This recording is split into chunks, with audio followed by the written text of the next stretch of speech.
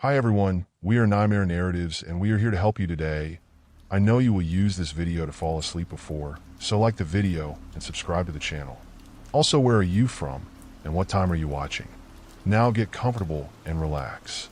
It started as an odd feeling, an occasional chill that prickled my skin, though I couldn't quite place why. Living alone had its quirks, and I'd always found comfort in the quiet, until one day, the quiet started feeling ominous. Something was amiss in my house, something I couldn't explain. It began with small things, details I would usually dismiss, but that kept piling up. At first, it was little objects moving. A picture frame slightly tilted, my keys placed on the wrong counter, a book left open that I hadn't been reading. I chalked it up to distraction and fatigue. Maybe I was just getting forgetful. But as the days went on, these moments became harder to ignore. A few weeks later, I noticed that food was disappearing from my fridge. Just little things, a half-drunk bottle of juice, some slices of bread, an apple. I convinced myself I must have eaten them and forgotten about it. Yet, the more I thought about it, the less sense it made. I started counting items in my fridge, even jotting them down on my phone to check if they matched up. And they didn't. Some of the food had vanished without a trace.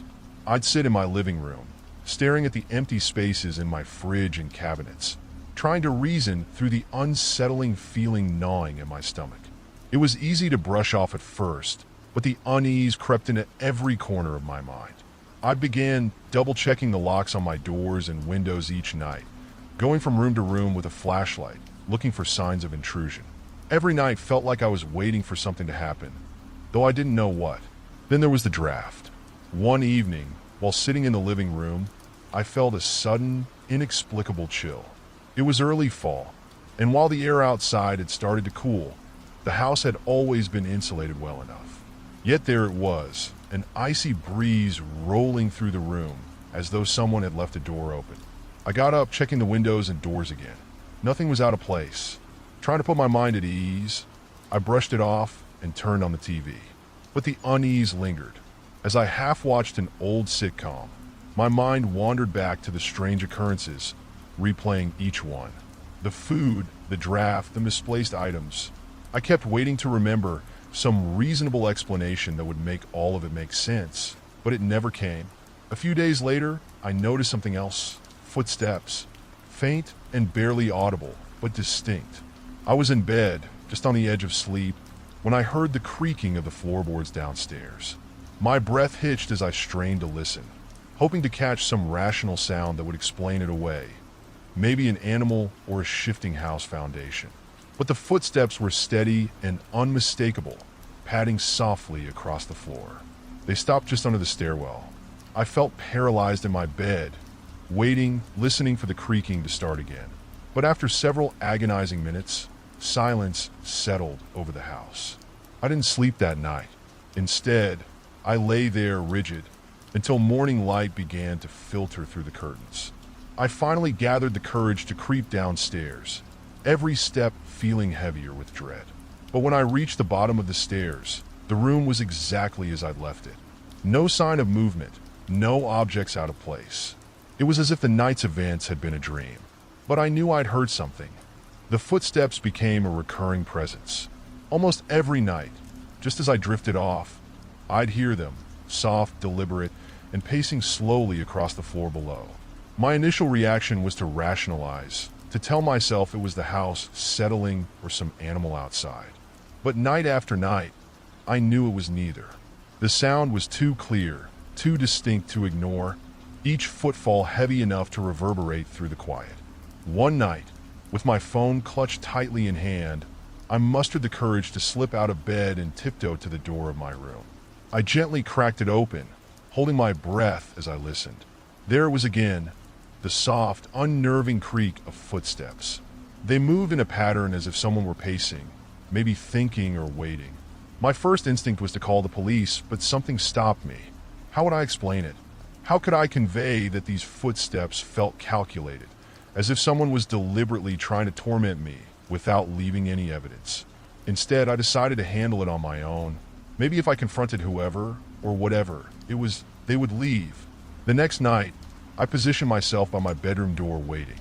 As soon as I heard the familiar pacing begin, I moved quickly and quietly, throwing the door open, determined to catch the intruder off guard. But when I reached the hallway, there was only silence. The air was thick with a tension that made my skin crawl, as though I'd interrupted something sinister. My eyes scanned the darkened hallway and the stairwell, half expecting to see a shadowy figure, but the house was empty. I stood there for several minutes, heart pounding, waiting for any sound. The silence pressed in on me, filling the empty spaces with a sense of dread that felt almost tangible. I eventually crept back to bed, my bravery evaporating as quickly as it had come. I slept fitfully, plagued by half-formed dreams of shadowy figures watching from just beyond the edge of my vision. As the days passed, I noticed small, unsettling changes around the house. Doors I closed were left slightly ajar, as if someone had slipped through and forgotten to cover their tracks. My clothes were rearranged in odd ways, and once I found my toothbrush wet in the evening despite not having used it since morning. Each discovery chipped away at my peace of mind until I was consumed with a creeping suspicion that I was not alone. The footsteps continued, each night a dreadful reminder of an unseen presence lurking within my walls. My attempts to catch it proved futile. Every time I thought I'd cornered the source, it vanished into silence. Exhaustion overtook me, both from the lack of sleep and the gnawing fear that kept me from letting my guard down. One evening, after yet another night of disturbed rest, I decided I couldn't keep going on like this. I had to know what or who I was dealing with. Desperation had a way of overpowering my fear, so I made a plan.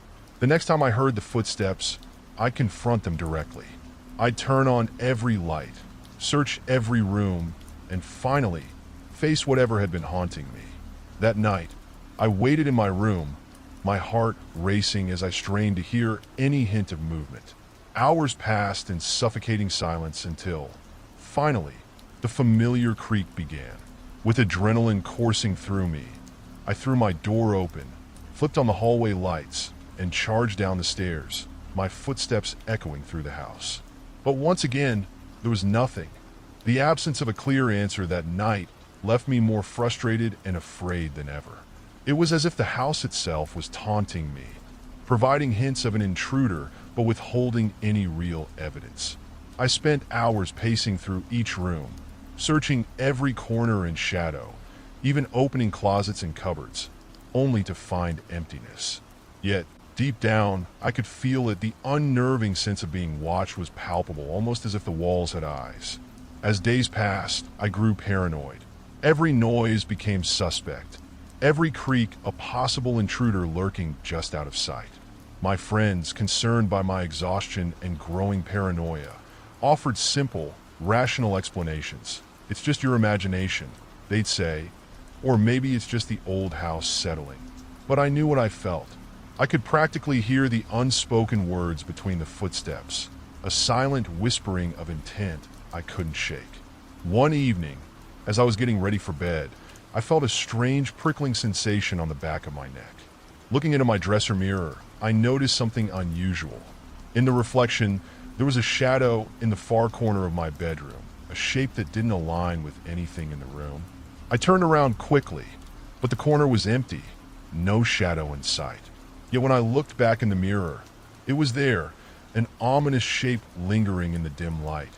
A figure hunched as though watching me. My blood ran cold. I backed away slowly, heart hammering as I tried to make sense of what I was seeing. I turned on the light, but the shadow in the mirror persisted, faint but unmistakable. I couldn't bear to look any longer and threw a blanket over the mirror, hoping that hiding it would somehow make it disappear. That night, sleep was elusive. My mind replayed the sight of that figure, its indistinct form seared into my memory. Even with the lights on, I felt the weight of its presence pressing down on me, a suffocating reminder that I was not alone. The next day, I decided I had to know more about the house's history.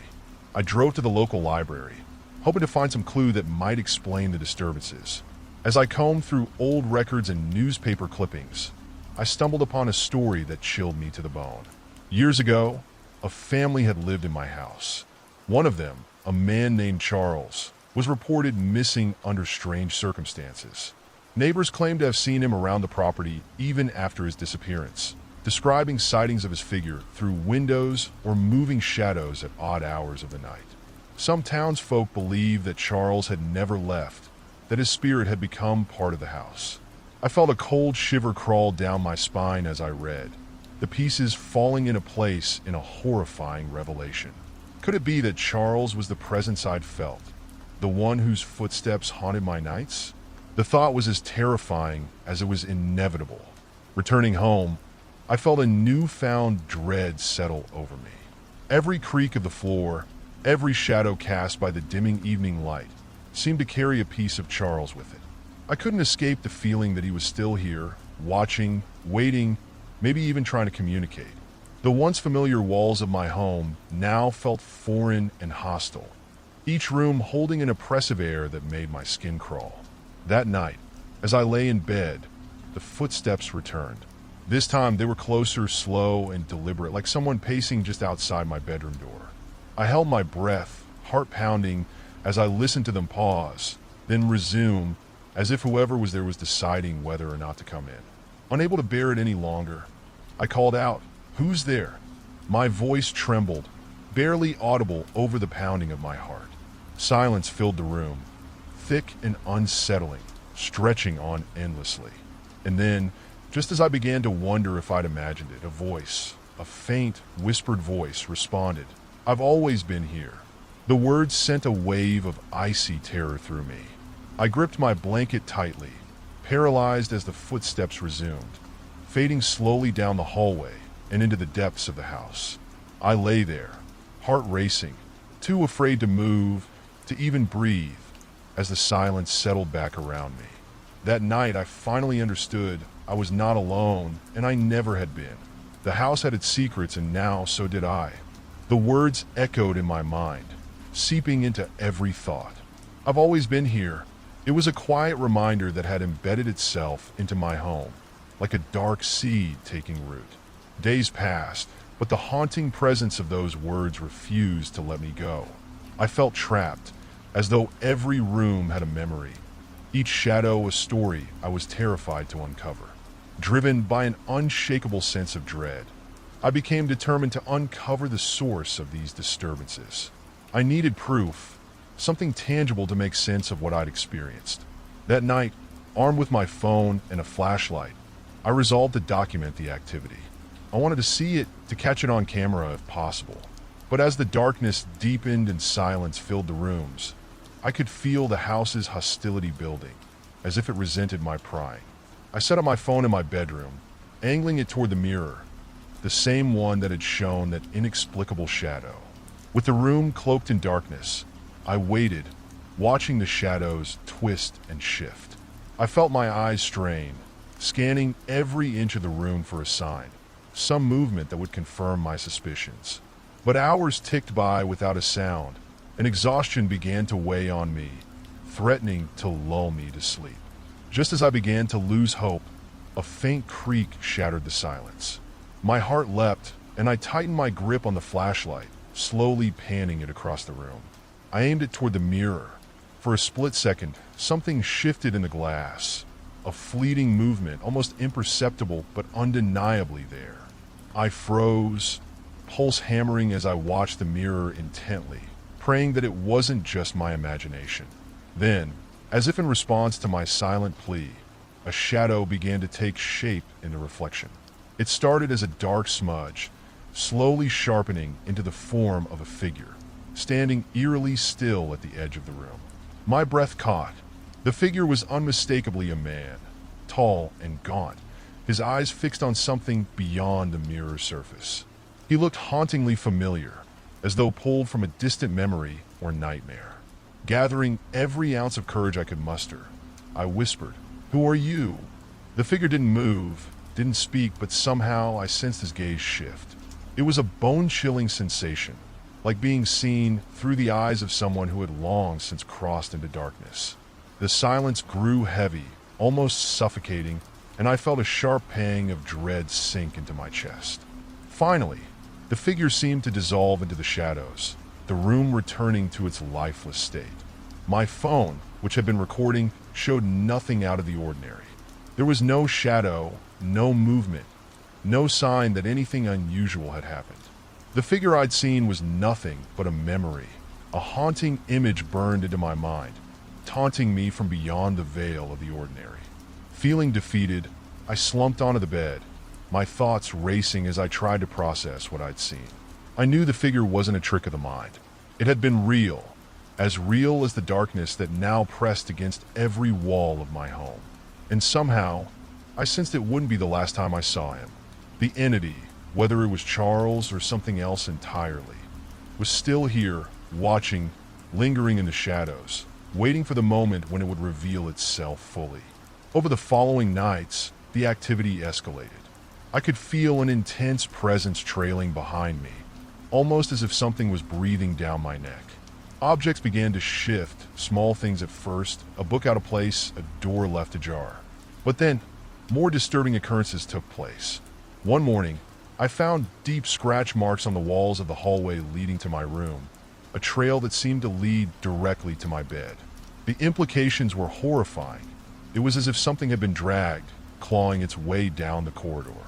Then, one night, as I lay half awake, I heard a faint voice, raspy and low, whispering my name from somewhere in the darkness. The sound was unmistakable, a chilling beckon that seemed to come from within the walls themselves. My heart raced as I lay paralyzed, unable to decide whether to confront the voice or hide beneath my blankets. Before I could make a move, the voice faded, leaving a hollow silence in its wake. With each passing night, the entity grew bolder, pushing the boundaries of what I could tolerate. I began seeing glimpses of a shadow figure in places beyond the mirror, at the foot of my bed, lurking in the corners, always watching with an unnerving intensity. It became a twisted game, the entity testing my limits, probing for my breaking point. One night, driven by equal parts fear and desperation, I decided to confront the shadow. I turned on every light in the house, determined to face whatever was haunting me. "Show yourself," I demanded, my voice trembling. For a moment, there was nothing but silence. Then, a faint rustling echoed from behind me. I spun around, heart pounding, only to find the mirror's reflection once again holding that dark, ominous figure. But this time the figure moved. It stepped forward, reaching out, its hands stretching beyond the confines of the mirror, as if trying to cross into my reality. I staggered back, unable to tear my eyes from the chilling sight. I could feel the pull, a strange force drawing me toward the mirror, as if inviting me to step closer, to surrender to whatever lay beyond the surface. Summoning every ounce of willpower, I broke free from its hold, stumbling backward and collapsing onto the floor. When I looked up again, the figure had vanished, leaving only my own terrified reflection staring back at me. But I knew, with a certainty that gnawed at my very soul, that it was far from over. In the days that followed, I sought help, consulting local historians, paranormal experts, even spiritual advisors. But no one could offer an answer, let alone a solution. The entity remained a mystery, its purpose hidden behind a veil of darkness and malice. And so, I lived in a constant state of dread, knowing that at any moment it could return, watching, waiting, lurking in the shadows of my once safe home. For now, I endure, haunted by the chilling reminder that some presences are never meant to leave. They linger, they watch, and they wait, leaving us to wonder if, one day, they'll finally reach out from the shadows and pull us into their world. After that last encounter, life in my home turned into a silent battlefield. Every corner, every shadow, every slight creak in the floor felt like an ambush waiting to happen. No longer could I walk freely from room to room without feeling that lurking presence, that watchful silence surrounding me. The most basic tasks, like brushing my teeth or turning off the lights at night, became riddled with apprehension. I was living on the edge of fear, waiting for the inevitable moment when it would manifest again.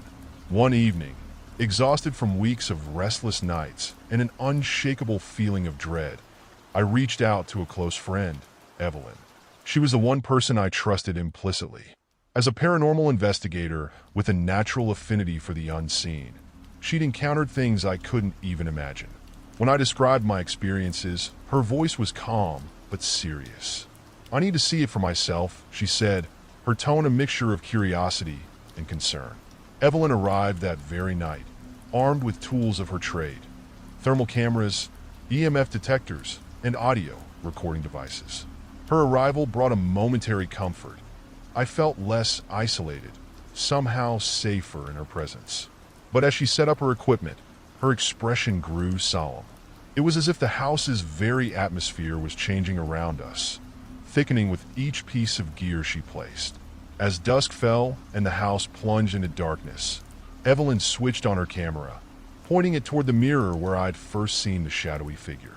She waved me over and pointed at the screen, a faint glow illuminating her face. "There's something here," she whispered, her voice barely audible. The screen displayed a strange, cold spot in the shape of a human figure. It stood by the mirror, motionless, watching us. We held our breaths, staring at the figure in silence. And then it began to move slowly, almost lethargically. Evelyn's hand trembled as she filmed, her gaze locked on the screen. The figure was drifting closer, its form changing, morphing as it neared. Just then, her EMF detector lit up, beeping frantically. The energy in the room spiked, sending chills up my spine. Suddenly, a loud crash echoed from down the hall. I jumped, my heart racing as I glanced at Evelyn. Her expression was strained, her eyes reflecting the same terror I felt. Without a word, she led the way, flashlight in hand, towards the source of the sound. As we approached, the hallway seemed to stretch, its end fading into darkness. But we pressed forward, our footsteps echoing in the tense silence.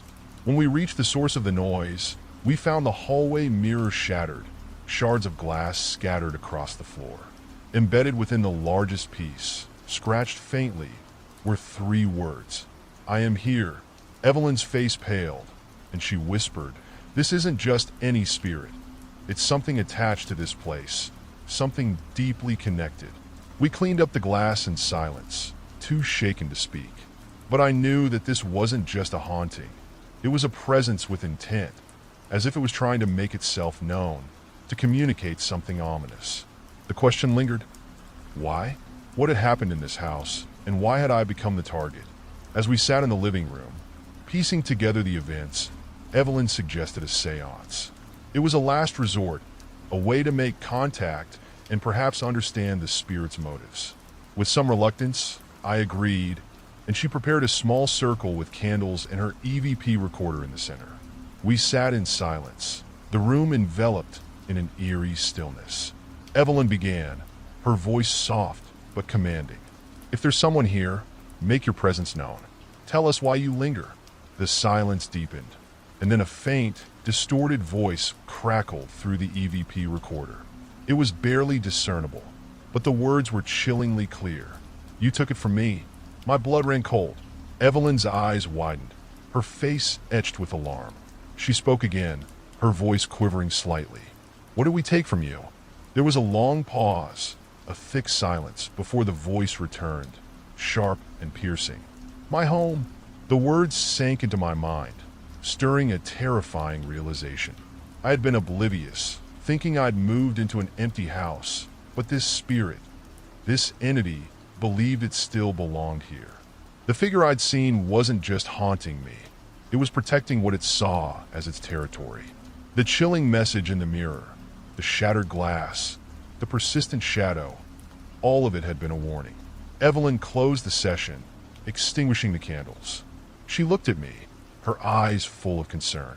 "You're not alone here, and this entity is deeply tied to this house. It thinks you've taken something from it. That could explain why it's so active, so determined to make you leave." I sat in stunned silence, the weight of the revelation sinking in. I had unknowingly stepped into someone else's space, someone who had never truly left.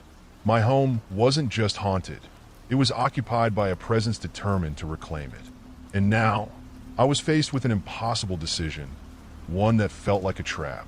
The next morning, the house felt different. Not calmer, not safer, but heavier, as though it were bracing itself for something inevitable. Evelyn had spent the night in the guest room, refusing to leave me alone, but when I woke, her things were already packed. She insisted that I had two choices: either move out or confront the entity with a ritual that would ask it to leave permanently. "You need to understand, this isn't just a lost soul," she said. "It's something rooted here. If it believes this is its home, it'll keep defending it against you." She handed me a small vial of sage oil and a packet of salt. "If you're going to stay, these may help. But if it escalates, call me right away." Evelyn's car pulled away, and I was alone once more. The unease was immediate. The silence felt alive, as though it were watching, waiting. I thought about leaving, packing up, and abandoning the place to whatever entity claimed it, but it felt like giving up. I had saved for years to afford this house. It was supposed to be my sanctuary. Besides, I reasoned, what if I moved only for it to follow me? With Evelyn's advice echoing in my mind, I set up the salt and sage in every room, meticulously tracing doorways and windows, trying to establish a protective barrier. I felt a small degree of control, a sense of protection, but that night, the atmosphere shifted again. Around midnight, the air turned cold, and a deep chill permeated the walls, seeping through my body. I felt it, something pressing against my mind, an oppressive presence that was no longer content to hide in the shadows.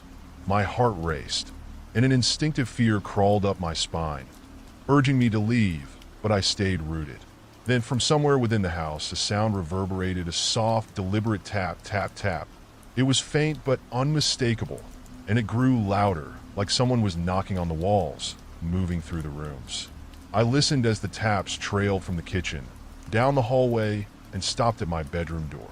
Breath held, I waited, half expecting the door to burst open, but there was only silence. Minutes passed, and I dared to move, my hand reaching for the doorknob. I opened it cautiously, peering into the hallway's dim light, where everything seemed still. But on the wall, right outside my room, a message had appeared, carved into the plaster in shallow, jagged lines. "This is mine." The hairs on the back of my neck stood up, and a wave of dread washed over me. I stumbled backward, heart pounding, and quickly shut the door, locking it behind me.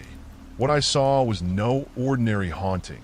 It was as if the house itself was alive and speaking to me. I realized that this presence wasn't just warning me, it was staking a claim.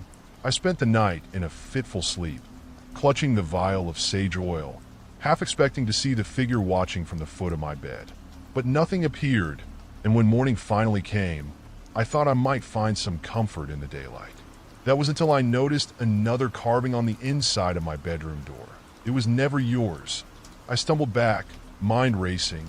The words were mocking, taunting, as though they were forcing me to confront a history I'd never been part of. I remembered Evelyn's warning. "It thinks you've taken something from it." Determined to understand, I spent hours digging through property records and local archives. That's when I found it, a record of the first owner of the house, a man named Gregory Hale. He had lived here alone until his mysterious disappearance nearly 50 years ago. Neighbors had reported seeing him act strangely in the weeks before he vanished, talking to himself, claiming he was not alone. As I read, a realization settled over me. Gregory had never left. The presence, the figure, the messages, it was him. He had left this world, yet he hadn't truly gone, leaving his spirit to guard the house, as if it were his final refuge. But why was he so adamant? Why was he so territorial? I returned home that evening with a new perspective, an attempt to reason with him. I spoke aloud, hoping he would hear me. "Gregory, this house was your home once, and I respect that. I don't want to take anything from you. But please, let us share this place in peace." For a moment, there was silence, and then a heavy, suffocating cold filled the room. The lights flickered, and a shadow materialized in the corner, slowly forming into a dim outline of a man.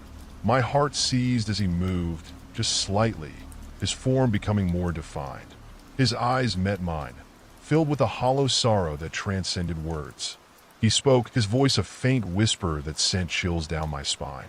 "You've taken everything. I have nothing left." I struggled to respond, my voice shaking. "I don't want to take anything from you. I just want to live here, to feel safe. Can we coexist?" The shadow paused, and for a brief second, I thought I saw a flicker of understanding. But then his figure dissolved, fading back into the corner of the room. The air warmed slightly, and a strange sense of calm settled around me. That night, I slept soundly for the first time in weeks, and when I awoke, the house felt lighter, the oppressive weight lifted. But as I stepped into the hallway, I noticed something chilling. Carved into the wall was a single word, faint but visible: mine. It wasn't a warning or a threat. It was a reminder that no matter what peace we'd reached, Gregory Hale's spirit would never truly leave. This would always be his home as much as mine, a place he'd claimed beyond life itself. And from that day on, I accepted it. We had come to an understanding, a balance between two worlds. I would go on living, respecting the boundaries he'd set, sharing this space with the spirit of a man who refused to let go. The thought haunted me, but in a strange way, it brought comfort too. Because as much as I was never truly alone, neither was he. After the uneasy truce with Gregory, I hoped for a semblance of normalcy to return. But the house had its own ideas. Days passed without incident, the air lighter, as though my words had granted Gregory a strange comfort. Yet, on the 7th night after the encounter, something changed. Around midnight, a faint tapping echoed through the walls. I jolted awake, thinking it might be a branch brushing against the house or the pipes settling. But the sound continued, rhythmic and deliberate, closer and closer, as if something or someone was moving through the house. My heart quickened. I clutched the salt packet Evelyn had left, moving silently toward the door. I pressed my ear against it, straining to identify the direction of the noise. The tapping grew louder, resonating from the hallway. The sound wasn't like before. It didn't have the hollow echo of footsteps, but instead felt damp, almost organic. Swallowing hard, I opened the door a crack, hoping I might catch a glimpse of whatever was making its way toward me. The hallway was empty, but something felt distinctly wrong. The tapping had stopped, leaving an eerie silence that filled every corner of the house. I closed my door and stepped back, breathing deeply, trying to quell the fear rising within me. As I stood in the darkness, a sudden rustling sound broke the silence, seeming to come from just outside my bedroom window.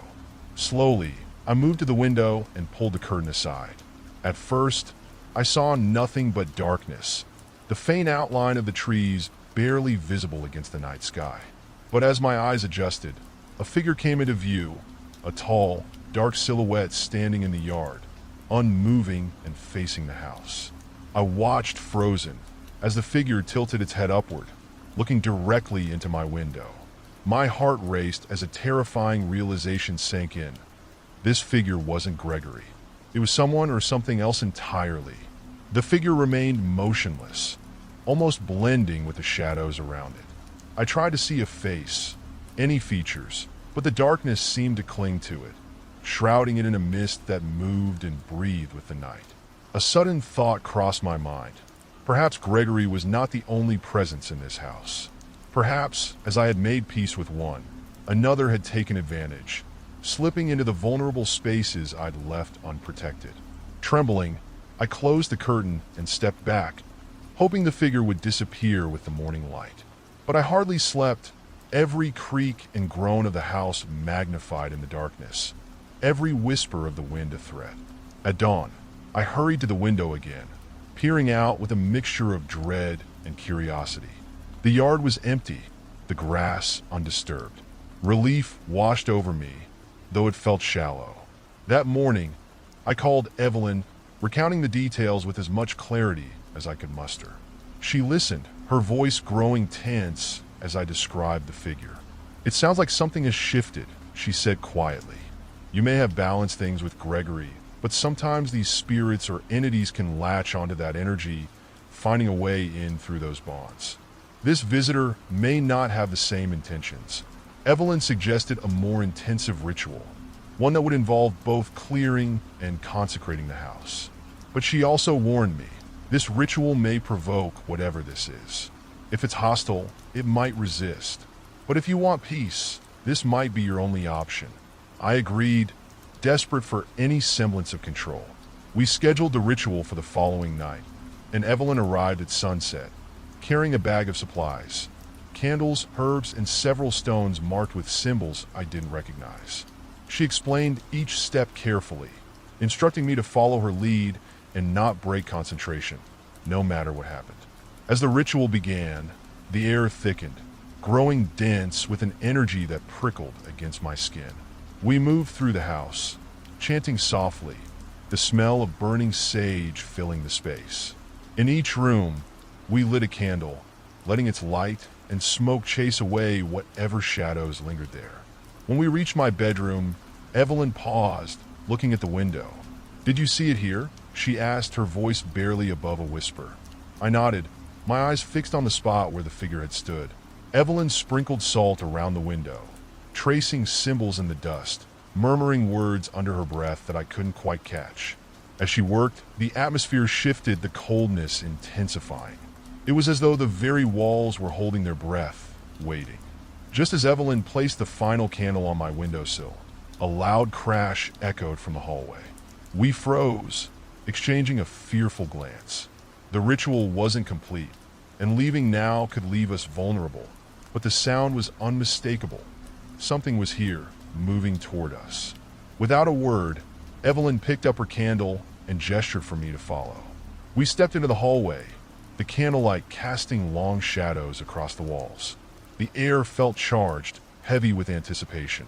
Then, slowly, a figure appeared at the end of the hallway, a shadow, faint and shifting, yet unmistakable in its form.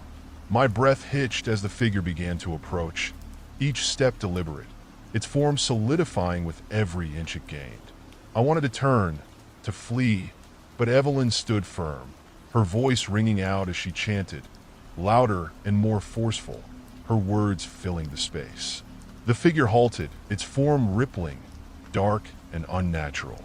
It seemed to waver, as though caught between worlds, struggling against the barrier Evelyn had raised. And then, with a final, ear-piercing shriek that echoed through the house, it vanished, the darkness dissipating like smoke. Evelyn let out a shaky breath, her shoulders sagging with relief. "It's done," she whispered, though the haunted look in her eyes told me she wasn't fully convinced. We finished the ritual in silence, extinguishing the candles and closing the protective circle. Evelyn left shortly after, leaving me with a sense of guarded peace. That night, the house was silent, the air calm, though the memory of that figure lingered in my mind, a reminder of the forces at play within my home. I didn't know if it was truly gone, or if it was simply waiting, biding its time. But as I lay in bed, the night stretching out before me, I felt a sense of cautious optimism, a hope that, for now, the worst was over. Yet, deep down, a question gnawed at me, one I didn't dare to voice. If it came once, what's stopping it from coming back? In the days that followed, a strange quiet settled over the house. After Evelyn's ritual, the atmosphere felt lighter, almost normal. For the first time in weeks, I could walk through the hallways without feeling eyes boring into my back. I even slept peacefully, no longer jumping at every creak or groan in the floorboards. But as any calm before a storm, this peace held an ominous undertone, a feeling that lingered like a shadow just out of sight. One night, I was jolted awake by the faint sound of whispering. I strained to listen, but it faded, disappearing as suddenly as it had come. My heart was pounding, the silence of my room now feeling dense and oppressive. I tried to convince myself that it had been a dream, but sleep eluded me. As the days passed, the whispering became more frequent, slipping through the quiet moments, always soft and indistinct, yet unmistakable. The words were unintelligible, an eerie blend of voices speaking in tones that seemed to fluctuate between anger, sorrow, and something far darker. The worst part was that the whispers felt directed at me, like a chorus of voices discussing me, appraising me from some unseen corner of the house. Finally, I broke down and called Evelyn, describing the strange resurgence of activity. Her silence on the other end was chilling, as though she too sensed something beyond her control. I thought the ritual might hold, she murmured. But if it's not working, this may be more complex than I realized. After a pause, she added, there's a chance that the figure you saw was not a spirit, but something older, something tied to the land. Sometimes, when places are disturbed or boundaries crossed, these forces awake, and they can be much harder to expel. Evelyn suggested I keep a journal, noting the times and locations of every occurrence. Patterns can reveal a lot, she said. It might even show us where the energy is strongest, so we can understand what's attracting it. I agreed reluctantly, unsure how writing down the whispers would help, but eager for anything that might restore peace. Over the next few days, I kept the journal close, noting the time each whisper occurred, which rooms I was in, and any strange sensations that accompanied it. By the end of the week, a pattern began to emerge. The activity was centered around my bedroom. The whispers were loudest at night, always beginning shortly after midnight and intensifying until dawn. Then, one night, as I lay listening to the soft murmur of voices, a cold breeze swept through my room.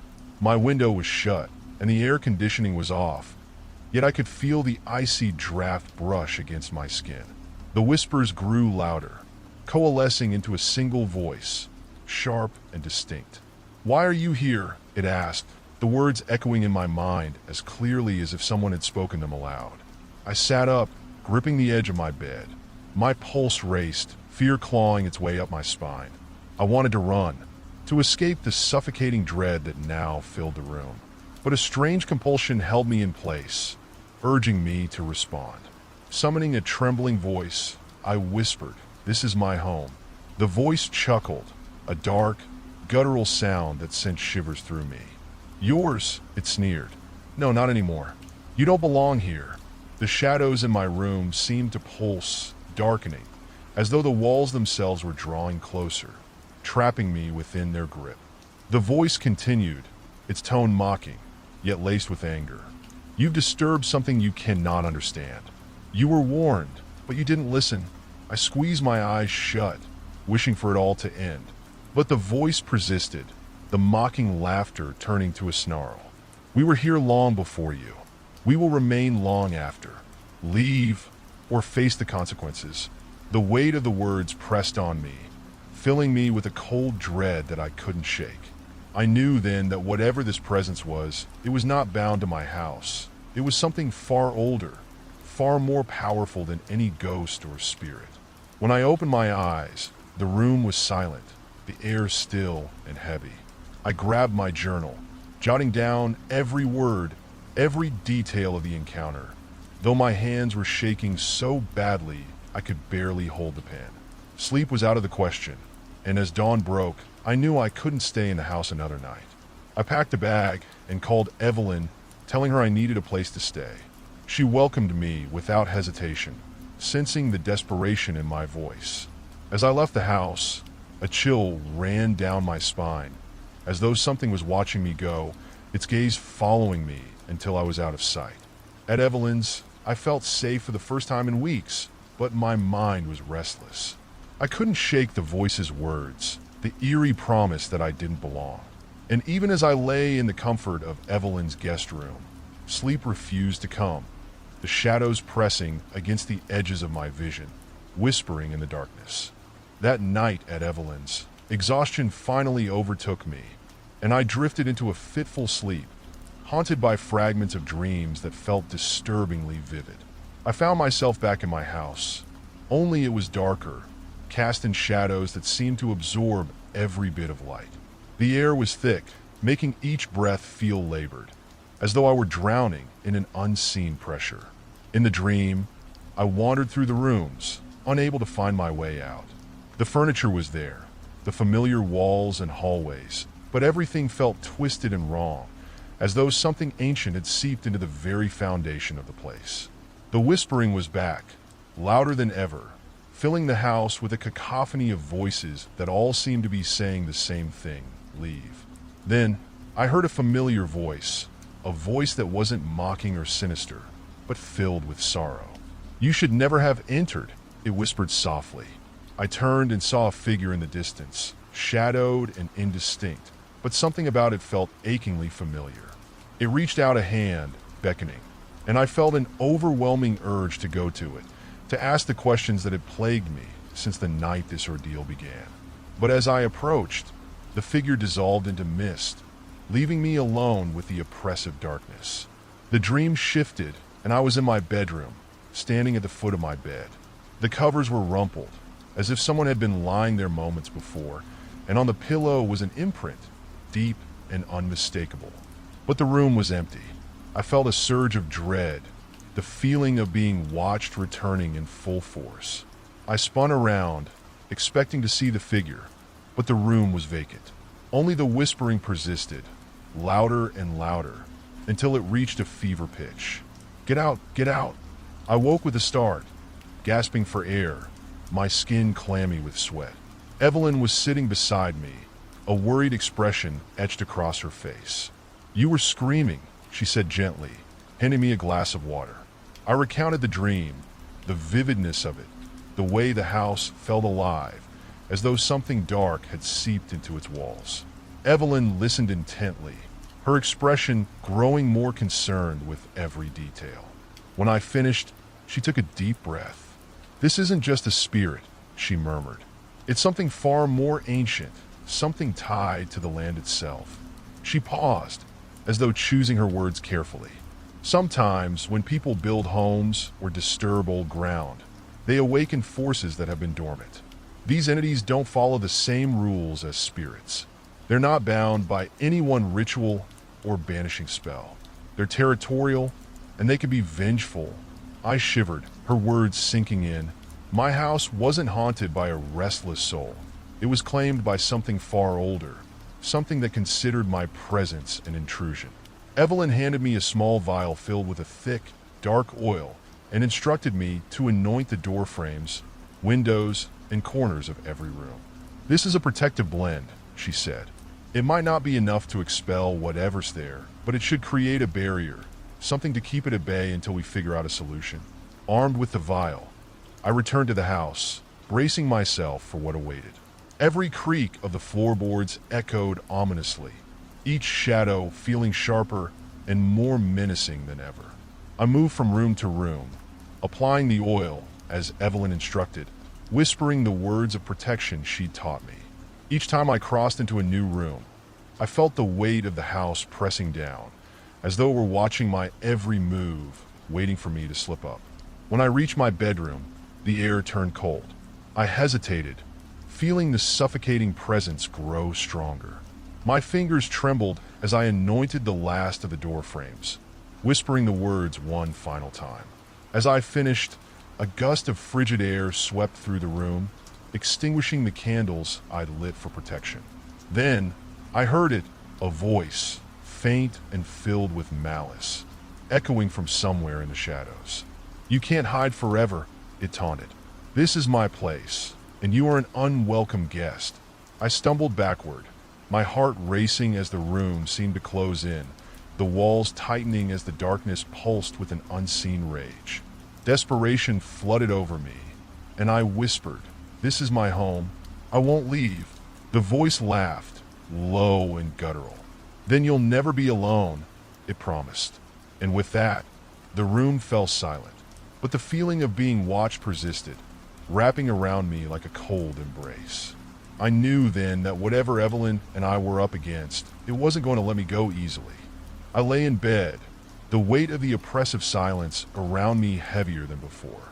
Sleep was a distant memory, my mind racing with thoughts of the entity that had taken residence in my home. With the protection oil on the door frames and windows, I felt a fleeting sense of safety, but the feeling was quickly overshadowed by the gnawing dread that had become a constant companion. Days turned into a blur of sleepless nights, each one filled with nightmares that seemed to grow more vivid and terrifying. The voice echoed in my mind, a chilling reminder that the entity was still there, lurking just beyond the veil of reality. I often found myself glancing over my shoulder, feeling a prickling sensation that told me I was never truly alone. Shadows danced at the corners of my vision, and the sound of whispering followed me, just out of reach, like a haunting melody I could never fully hear. Desperate for answers, I reached out to Evelyn once more, hoping she could provide insight into what I was dealing with. I arranged to meet her at a local cafe. The bright lights and bustling atmosphere a stark contrast to the darkness I had been living in. As I sat across from her, I could see the concern etched on her face. "It's getting worse, isn't it?" she asked, her voice low and cautious. I nodded, recounting the experiences I'd had since our last meeting, the whispers growing more distinct, the dreams more vivid. Evelyn listened intently, her brow furrowing deeper as I spoke. "I've been researching," she said finally. "What you're dealing with is likely a malevolent entity, one that feeds off fear and anxiety. It's not just about being a guardian of the space. It's more like a predator. The oil might slow it down, but it won't banish it completely. We need to confront it." I swallowed hard, the idea of confronting the darkness filling me with dread. "How do we do that?"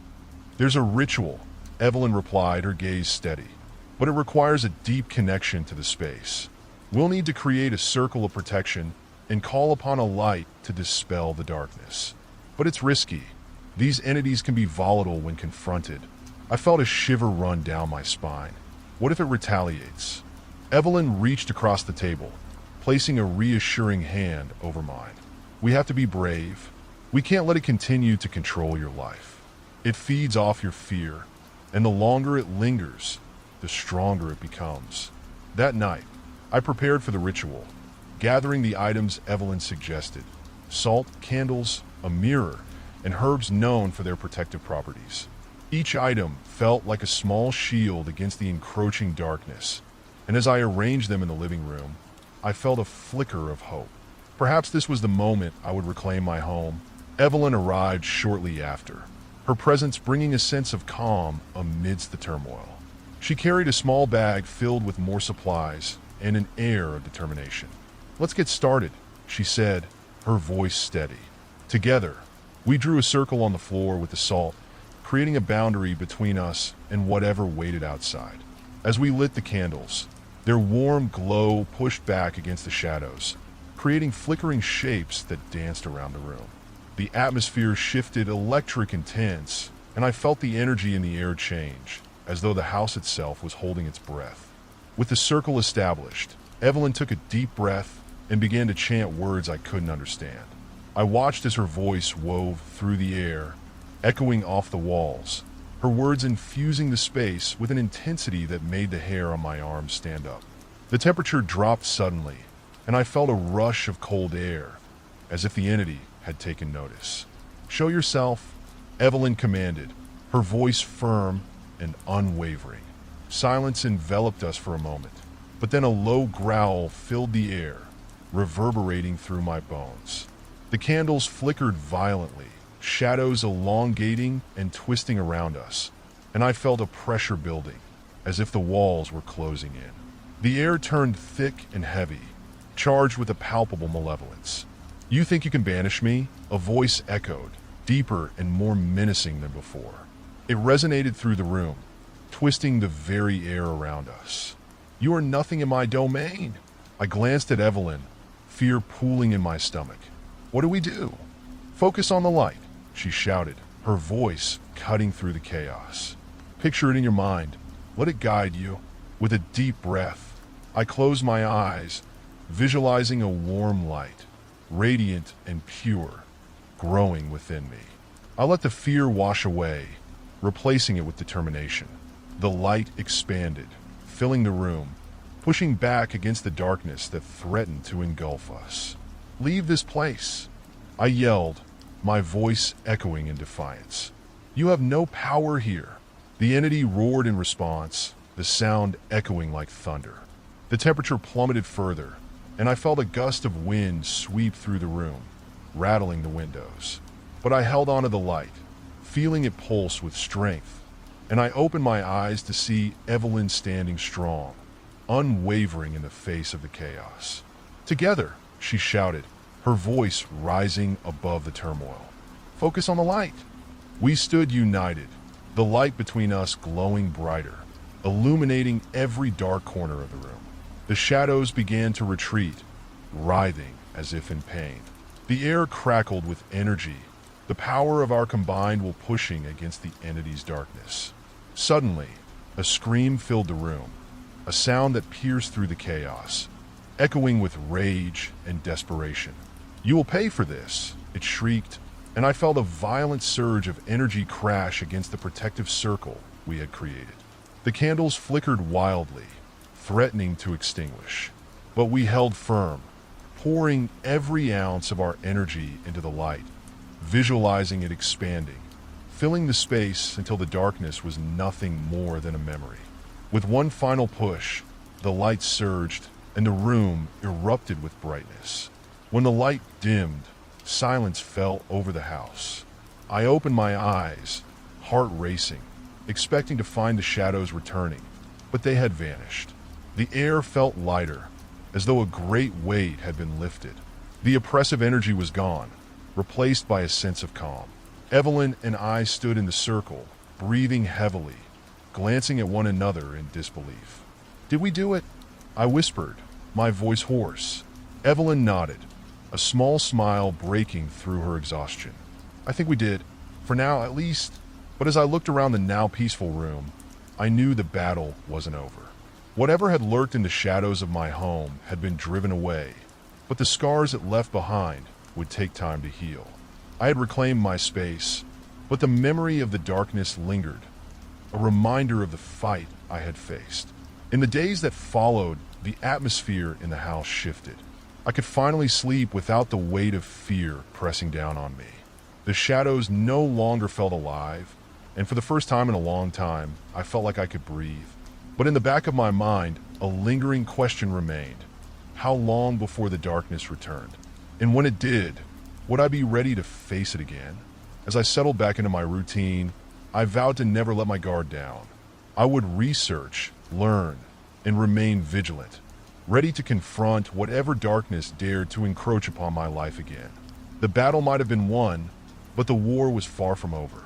If you like the story, don't forget to subscribe, and like the video, let's begin the next story. The air was thick with the scent of fresh rain as I climbed into my car, ready to make the short drive home after an exhausting day. It was one of those nights where everything felt normal, perhaps too normal. The streets were slick, reflecting the flickering street lights, and the gentle hum of the engine was oddly soothing. I had no idea that this would be the night my perception of safety would be forever altered. As I drove, I replayed the events of the day in my mind. Work had been particularly taxing. My boss had piled on tasks, and the stress was beginning to take its toll. But now, as I drove through the quiet neighborhood, I relished the idea of reaching home, kicking off my shoes, and curling up with a good book. Little did I know, I would find myself tangled in a web of terror before that could happen.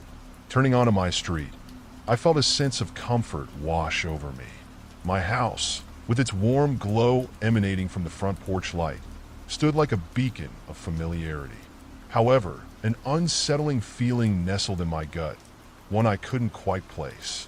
I shook it off, attributing it to fatigue and the shadows that danced along the edges of my vision, playing tricks on my mind. I parked the car and reached for the door, but something made me pause. There was a flicker of movement in the rearview mirror.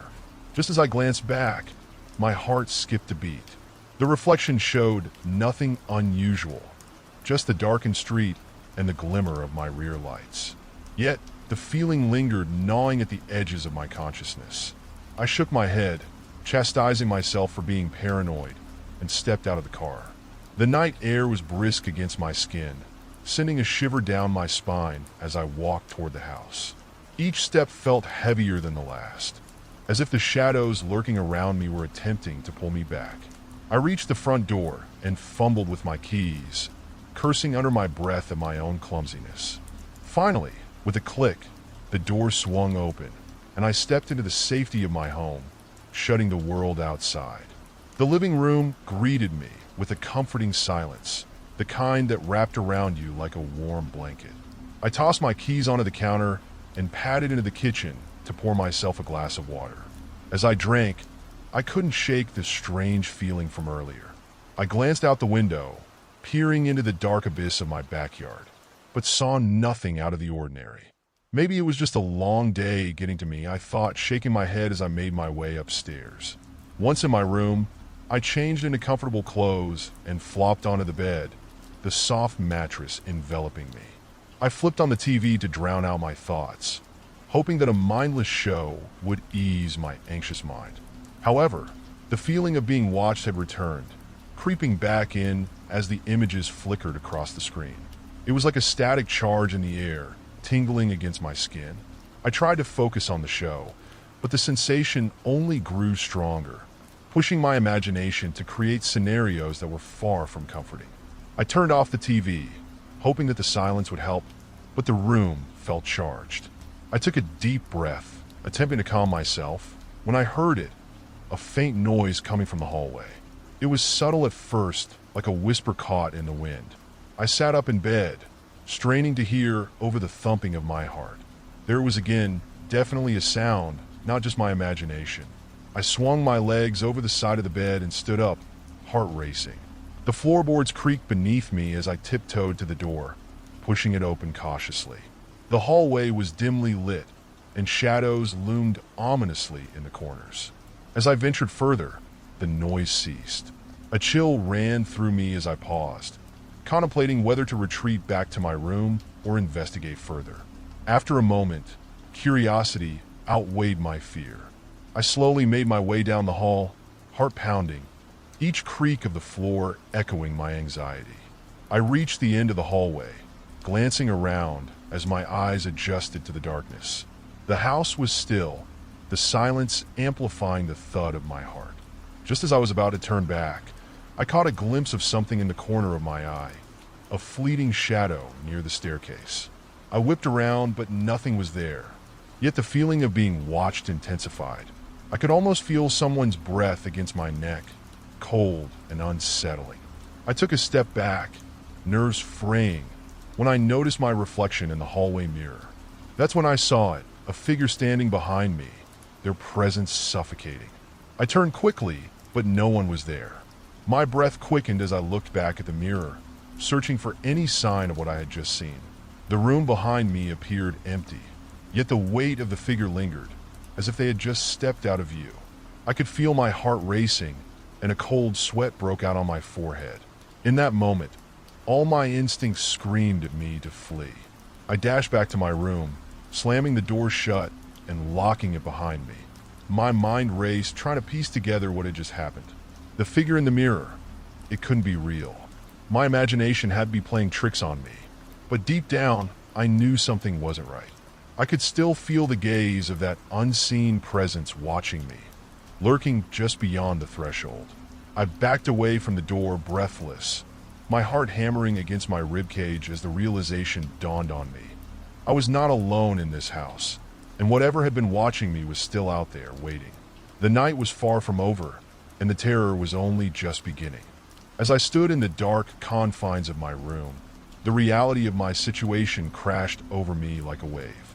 I could hear my own breathing, fast and shallow, competing with the ominous silence that enveloped the house.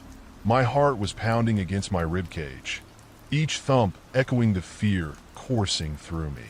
I squeezed my eyes shut, hoping to wake up from this nightmare. But when I opened them again, the darkness remained unchanged. The figure I had seen was still fresh in my mind, a haunting reminder of how vulnerable I truly was. I glanced around my room, searching for something, anything, that could ground me in reality.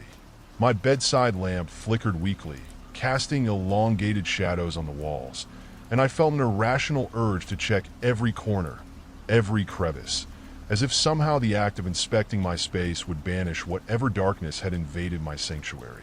I moved cautiously toward the window, peering out into the night. The moon hung low in the sky, casting silvery beams across my backyard. The trees swayed gently in the breeze, their branches resembling skeletal fingers reaching toward me. The night felt alive, as if it was conspiring against me. I scanned the yard, looking for signs of movement, but everything appeared still. Yet I couldn't shake the feeling that something was watching, lurking just out of sight. Turning back toward my room, I considered my options. Should I call someone? My mind raced with thoughts of friends and family. But would they believe me? How could I explain the inexplicable? Instead, I chose to focus on something tangible, something that might give me a sense of control. I grabbed my phone and started scrolling through my contacts, hoping that the act of reaching out would somehow alleviate the suffocating dread that filled the room. Just as I was about to hit dial, a sound stopped me cold, an unmistakable creak emanating from the hallway outside my door. It was subtle yet distinct, a noise I had heard far too many times in horror movies. My heart dropped into my stomach, and I could feel the adrenaline flooding my veins. Someone or something was definitely out there. With a shaky breath, I set my phone down and strained to listen. Silence enveloped me again, but this time it felt heavy, pregnant with foreboding. I couldn't remain in my room, paralyzed by fear. I had to know what was happening. I took a deep breath and crept toward the door, my heart racing with every step. The knob felt cool against my palm, and I hesitated for just a moment before turning it slowly, pushing the door open just enough to peek outside. The hallway was shrouded in darkness, the only light coming from my room, casting long shadows that danced ominously on the walls. I squinted into the dimness, straining my ears for any signs of movement. The house felt alive, breathing with an unsettling energy that made my skin crawl. After a moment, I stepped into the hallway, every sense heightened. The wooden floors creaked softly underfoot as I made my way down, each step accompanied by an echo that bounced off the walls. I paused at the top of the stairs, a knot forming in my stomach as I considered my next move. The thought of descending into the darkness below sent a chill down my spine. What if I encountered the figure again? What if it wasn't just a figment of my imagination? Just as I was about to retreat, I heard it again, a soft, almost inaudible sound, like a whisper carried on the wind. It seemed to beckon me, luring me down the staircase. Against my better judgment, I moved forward, my feet moving almost on instinct. As I descended, the shadows around me deepened, consuming the light from my room. Reaching the bottom step, I paused and took a deep breath. My surroundings were eerily silent, but the atmosphere felt charged, as if the house itself was holding its breath, waiting for me to make a move. I stood still for a moment, allowing my eyes to adjust to the darkness. The faint outline of furniture loomed in front of me, but I couldn't shake the feeling that something was hiding just beyond my line of sight. Suddenly, a noise echoed through the hallway, a soft rustling, like fabric brushing against itself. My pulse quickened as I turned slowly, scanning the dark corners of the living room. I focused on the source of the sound, my breath hitching in my throat as I saw a shadow flit across the wall. My heart raced as I backed up against the wall, the solid surface offering a momentary sense of security. "Hello," I called out, my voice trembling. The question hung in the air, unanswered, swallowed by the oppressive silence. I strained to hear any response, but there was nothing. Panic surged through me as I considered what to do next. I could run back upstairs, lock myself in, and hope that whatever was in the house would simply go away. But the thought of leaving the situation unresolved terrified me even more. Then, from the corner of my eye, I noticed something move again. This time it was closer, too close. I turned my head slowly, and my heart nearly stopped. There, just a few feet away, stood a figure, half hidden in the shadows, its features indistinguishable in the dim light.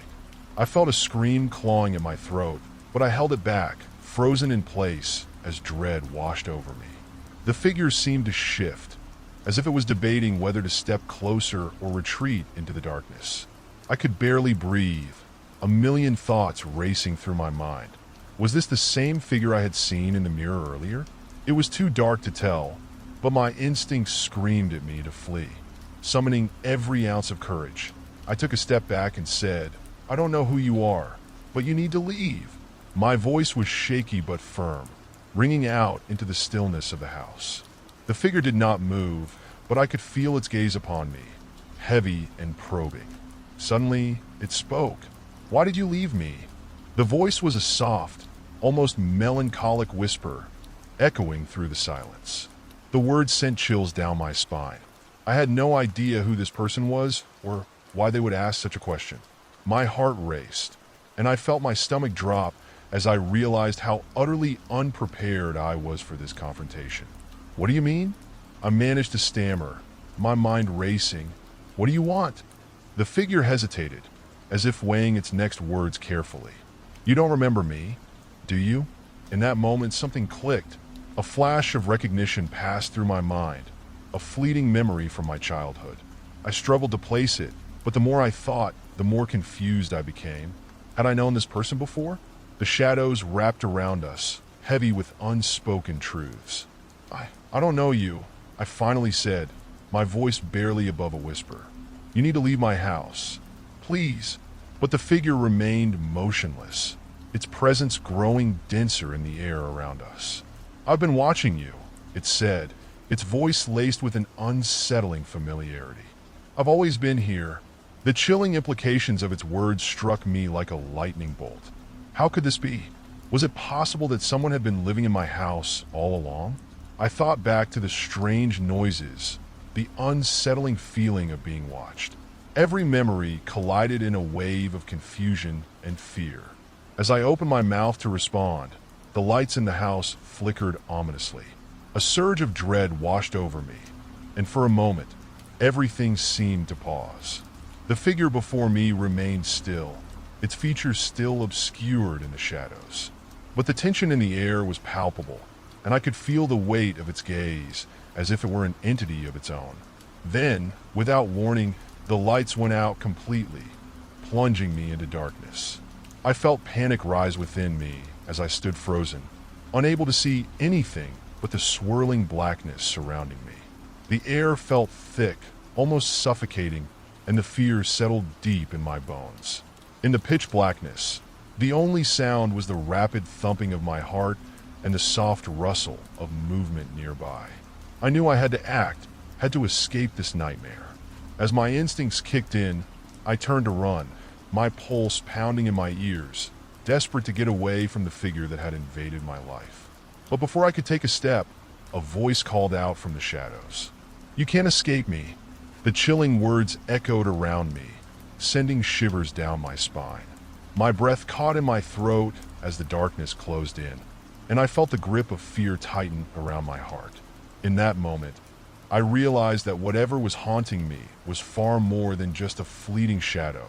It was something deeply rooted in my past, and it wasn't going to let me go without a fight. I had stepped into a world of terror, and there was no turning back. My heart raced as I stumbled backward, the icy breath of fear washing over me. I turned, feeling the urgency to escape, but the darkness seemed to pulse and swirl around me, alive and menacing. I could no longer see the figure, but I could sense its presence, a palpable weight in the air that pressed against my chest and stifled my breath. "Stop, please," I shouted, my voice trembling. "Just tell me who you are." There was a moment of silence, and then I heard the soft whisper again, like wind rustling through the leaves. "You really don't remember me, do you?" The voice was hauntingly familiar, yet I couldn't place it.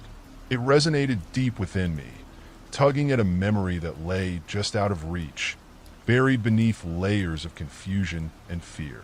In the darkness, I could hear the figure moving, the sound of footsteps echoing softly on the hardwood floor. I felt a rush of adrenaline as I realized I couldn't stay here, trapped in this suffocating void. I had to regain control of the situation. Gritting my teeth, I turned back toward the stairs, feeling my way along the wall, desperate to reach the safety of my room. "Don't leave me," the figure pleaded, its voice tinged with desperation. "You can't forget. I need you to remember." I paused, my heart pounding wildly. The words reverberated in my mind, but all I could think was that I was being hunted.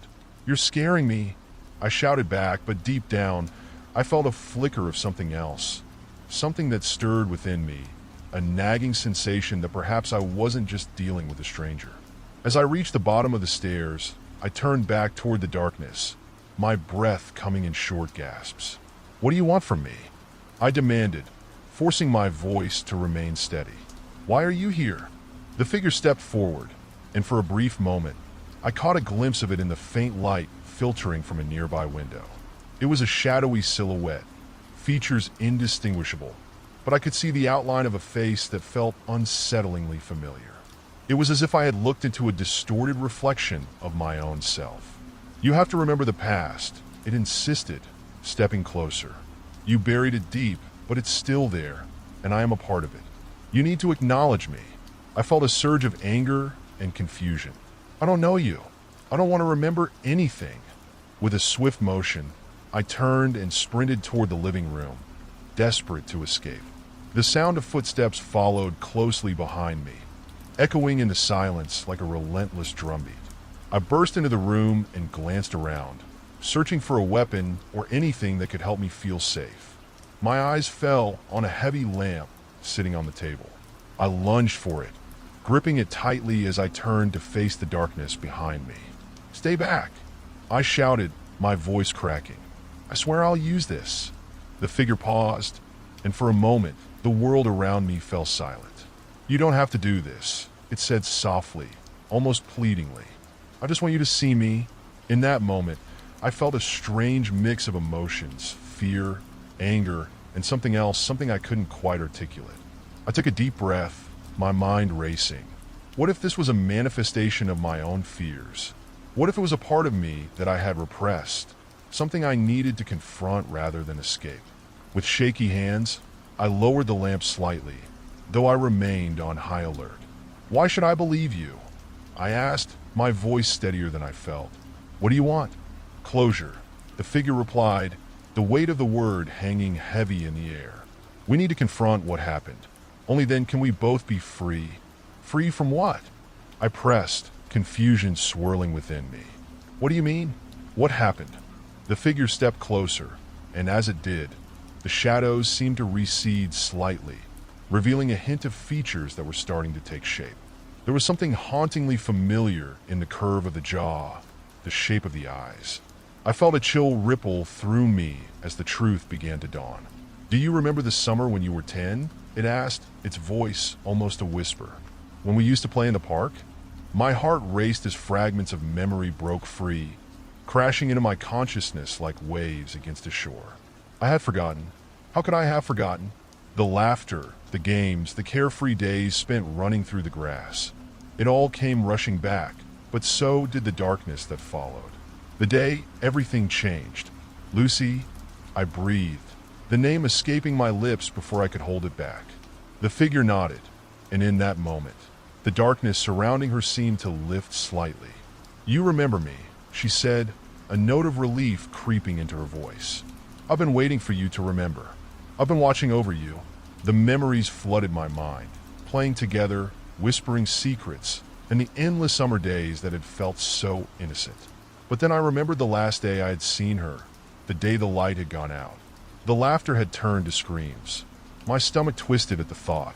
"I thought you were gone," I exclaimed, the weight of grief crashing over me. "I thought I lost you in that accident." Lucy's expression softened, a mixture of sadness and understanding on her face. "You didn't lose me. You buried me. You buried everything we had because it hurt too much to remember. But I've never truly left. I've been here, waiting for you to acknowledge me, to help us both heal." The weight of her words settled over me, pressing down hard on my chest. I realized I had been living in denial, trying to escape the pain of losing my best friend. The fear that had haunted me for years, the figure in the rearview mirror, the inexplicable dread, it had all stemmed from this moment. I had built walls around myself, refusing to let anyone in, including the memory of Lucy. "But I didn't know," I said, my voice barely above a whisper. "I didn't want to remember." "You have to face it," Lucy replied gently, stepping closer, the shadows no longer wrapping around her as tightly. "We can't move on until you do. You're not alone in this." The heaviness of her words resonated deep within me. I looked into her eyes that mirrored my own, filled with sadness, yet also a flicker of hope. Maybe it was time to let go of the fear that had haunted me for so long. Taking a deep breath, I nodded slowly. Okay, Lucy, I'm ready to remember. I'm ready to face it. A smile broke across her face, a glimmer of relief washing over her features. Thank you. Together, we can finally find peace. As the darkness around us began to lift, the house felt lighter, and I felt the fear that had once consumed me start to dissipate. In that moment, I knew that I could no longer hide from the past.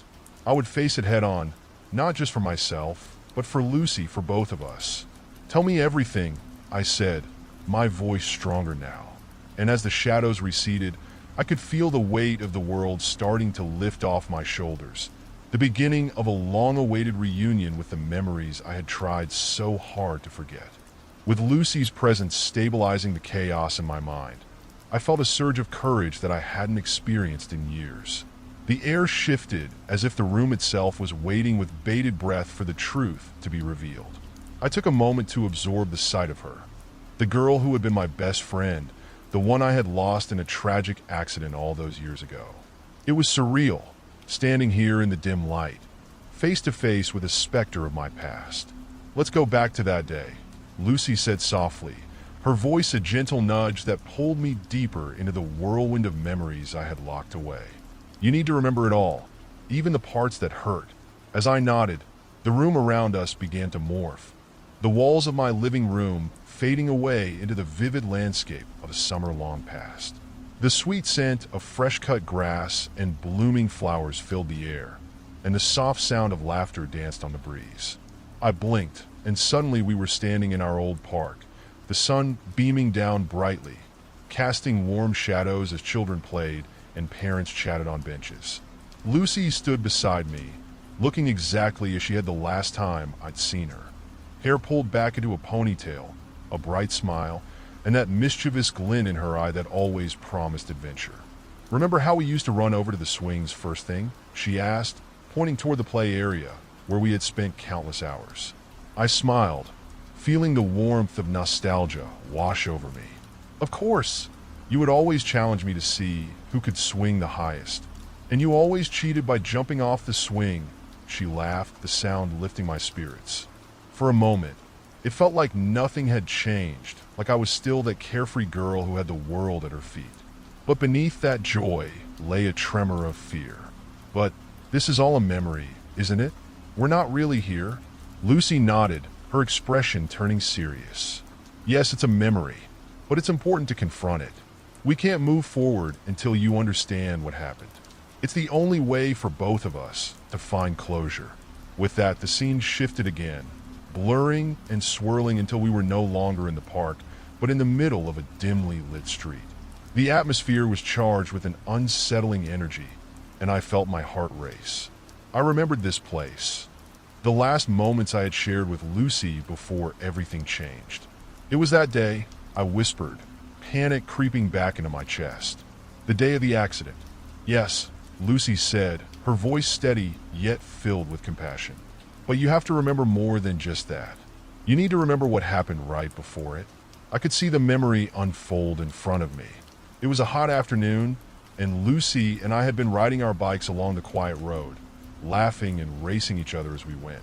The sun had been shining, and the world felt alive with possibility. Do you remember the car? Lucy prompted, her eyes locked onto mine. I winced at the recollection. Yes, I remember it. I didn't see it coming.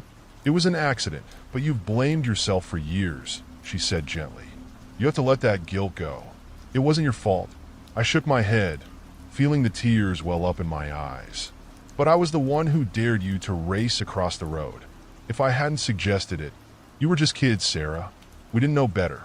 It was a mistake, but you've held on to that pain for too long. It's time to forgive yourself, she urged, stepping closer. The memory blurred and shifted again, and I found myself standing at the edge of the road, watching the scene play out before me. I saw myself, a younger version, laughing and beckoning Lucy to follow as we raced our bikes toward the other side. My heart sank as I witnessed the moment it happened. The screech of tires, the blur of metal, and the sickening crunch that echoed in my mind like a bell tolling the end of innocence. No! I cried, covering my eyes as tears streamed down my cheeks. Stop! I can't watch this. But Lucy's voice cut through my panic. "You have to see it, Sarah. You can't run from it anymore. You need to confront your pain and let it go." With trembling hands, I uncovered my eyes and forced myself to look. The memory played out like a nightmare I had tried to forget. I saw the car hit Lucy, felt the impact reverberate through me, as if I were the one being struck. I could hear the screaming, my own voice mingling with that of other bystanders who rushed to help. As I watched the chaos unfold, I felt something shift within me. The anguish that had consumed me for years started to unravel. I realized that I hadn't just lost Lucy. I had lost a part of myself that day, a part that had clung to guilt and regret. When the scene finally faded away, I found myself back in the park, facing Lucy, my heart heavy with grief and understanding. "I'm so sorry, Lucy. I should have been more careful. I should have protected you." She stepped forward, her expression softening. "You didn't mean for it to happen. You were just a child. You have to forgive yourself for that day. It wasn't your fault, and holding on to this guilt has kept you from truly living. But how can I let go of something so awful?" "It's my fault you're gone," I said, my voice breaking. "Because I'm not gone, Sarah. I'm here. I always will be a part of you," she replied gently, her eyes shimmering with sincerity. "You need to honor our memories together, not let them drown you in sorrow. Remember the laughter, the joy we shared. That's what matters." As her words sank in, I felt a flicker of light inside me. The guilt and despair that had shackled me for so long began to loosen.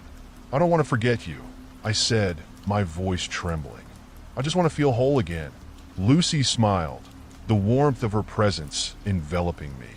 "Then let's make a new memory together, one that celebrates our friendship instead of mourning it." In that moment, I realized that while the past was painful, it could also be a source of strength.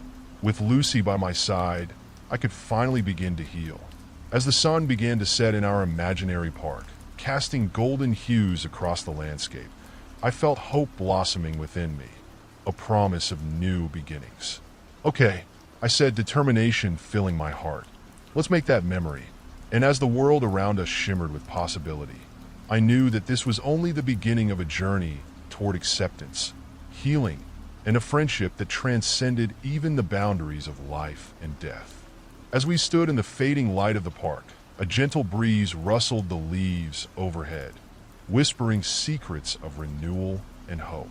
The sun dipped lower on the horizon, casting a warm, golden glow that wrapped around us like a comforting blanket. Lucy's presence felt almost tangible, a living embodiment of the memories we cherished and the bond we had forged in childhood. "Where do we start?" I asked, my heart racing with anticipation. The weight of sorrow that had long burdened me seemed to lighten, replaced by a surge of energy.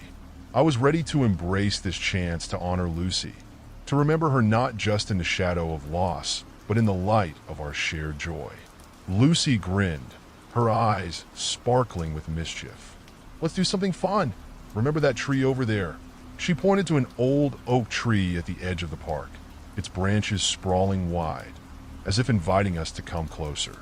I nodded, memories flooding back, of us climbing its sturdy limbs, giggling as we reached for the highest branch, our laughter echoing through the air like music. "Of course, we spent hours up there, escaping into our own little world." "Exactly," she said, her voice filled with excitement. "Let's climb it one last time, together?" I hesitated, a flicker of doubt creeping into my mind. "But what if I fall? What if I can't do it like I used to?" Lucy stepped closer, her expression softening. "You won't fall. I'll be right there with you. Just like old times. Trust yourself, Sarah. Trust us?" With a deep breath, I nodded, feeling a sense of resolve wash over me. I took Lucy's hand, and together, we made our way to the tree. The bark felt rough beneath my fingers, grounding me in the present as I gazed up at the familiar branches above. As I began to climb, my heart raced, not with fear, but with exhilaration. The first few steps felt shaky, but Lucy's presence beside me was like a lifeline.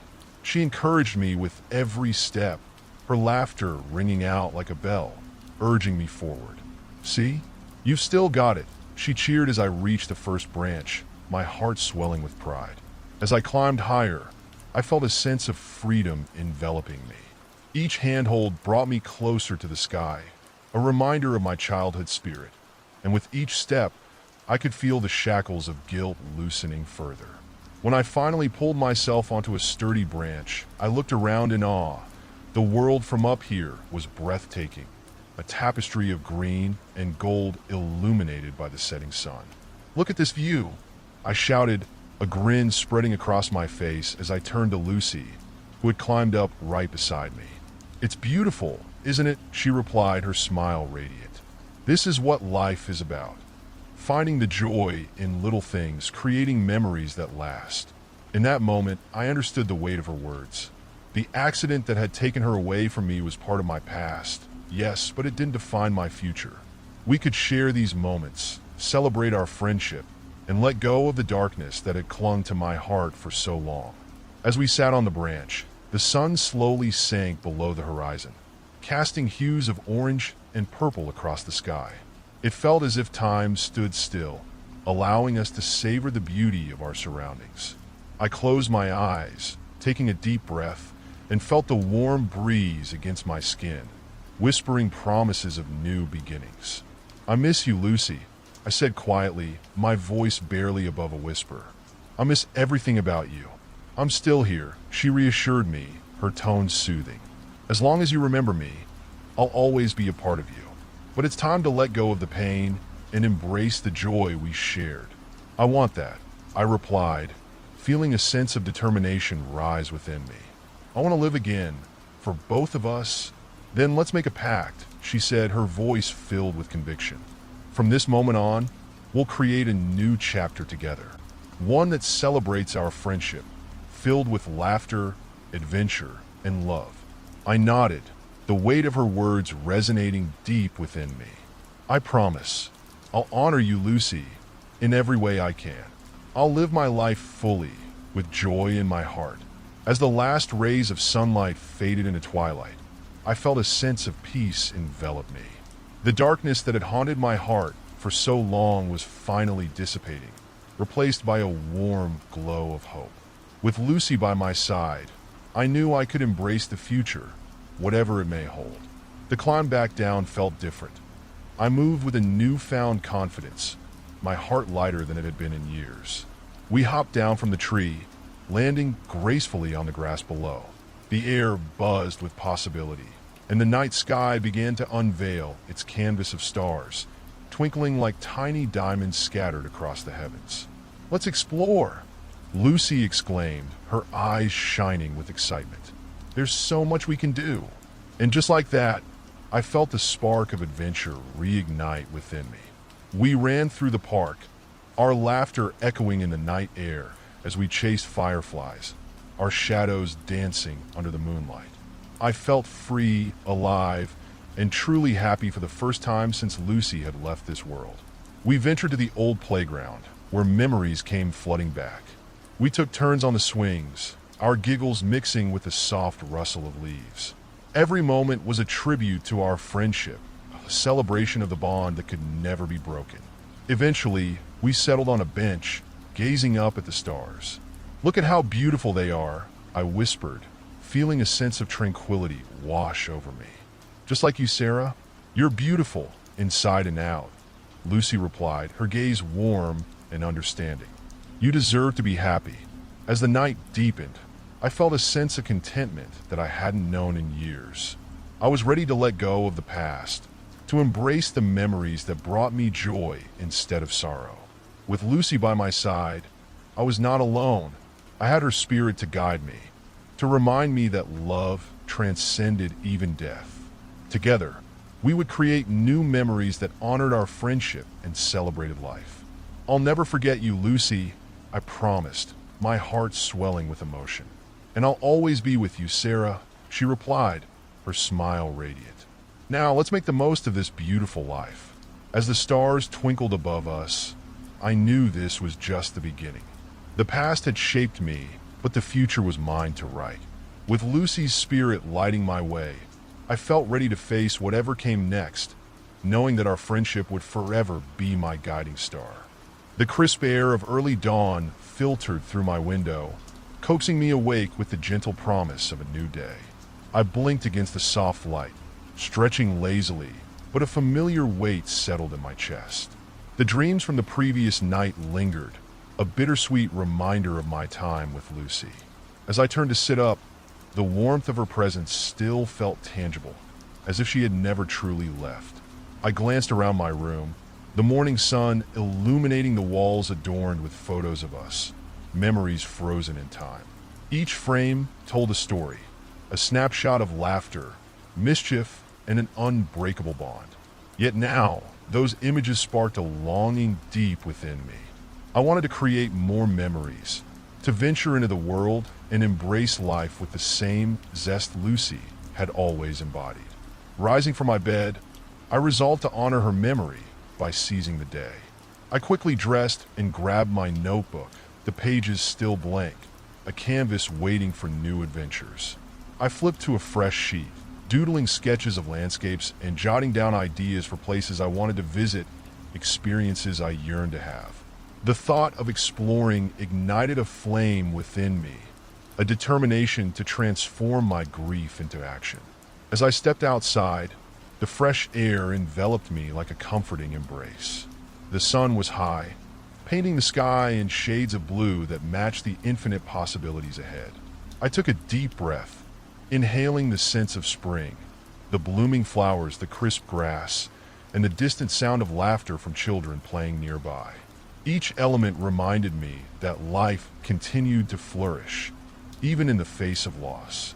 With my notebook in hand, I headed toward the local park, the very same place where Lucy and I had shared countless memories. The vibrant energy of the park enveloped me as I wandered through its winding paths, the laughter of families echoing in the distance. I sought a quiet spot under the large oak tree where we used to spend afternoons lost in our imaginations. Settling beneath its sprawling branches, I opened my notebook and let my pen dance across the pages. I wrote about my dreams, my fears, and the adventures I wanted to embark on. I wanted to climb mountains, visit distant cities, and perhaps even take a road trip along the coast, in homage to the spontaneous journeys Lucy and I had always planned but never realized. Today, I whispered to myself, I will start my journey. Inspired, I decided to take a walk through the nearby nature reserve.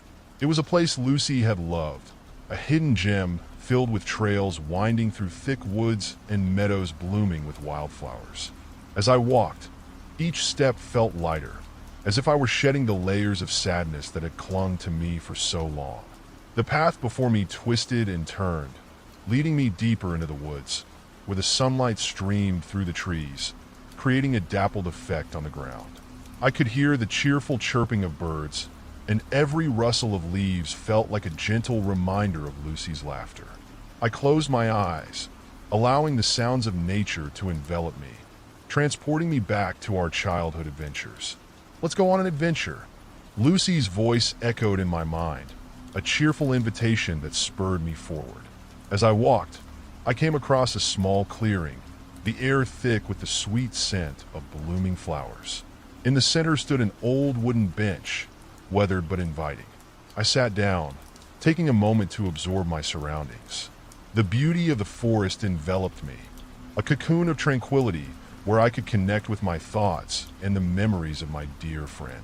In that peaceful moment, I opened my notebook again, deciding to write a letter to Lucy. It felt cathartic, as if I were reaching across the divide between our worlds. Dear Lucy, today, I walked through the woods, and it reminded me of all the adventures we had together. I can almost hear your laughter mingling with the rustle of the leaves.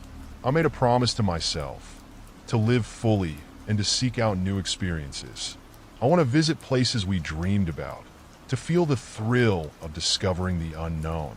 It's scary to think about living without you, but I know you'd want me to embrace life, just like you always did.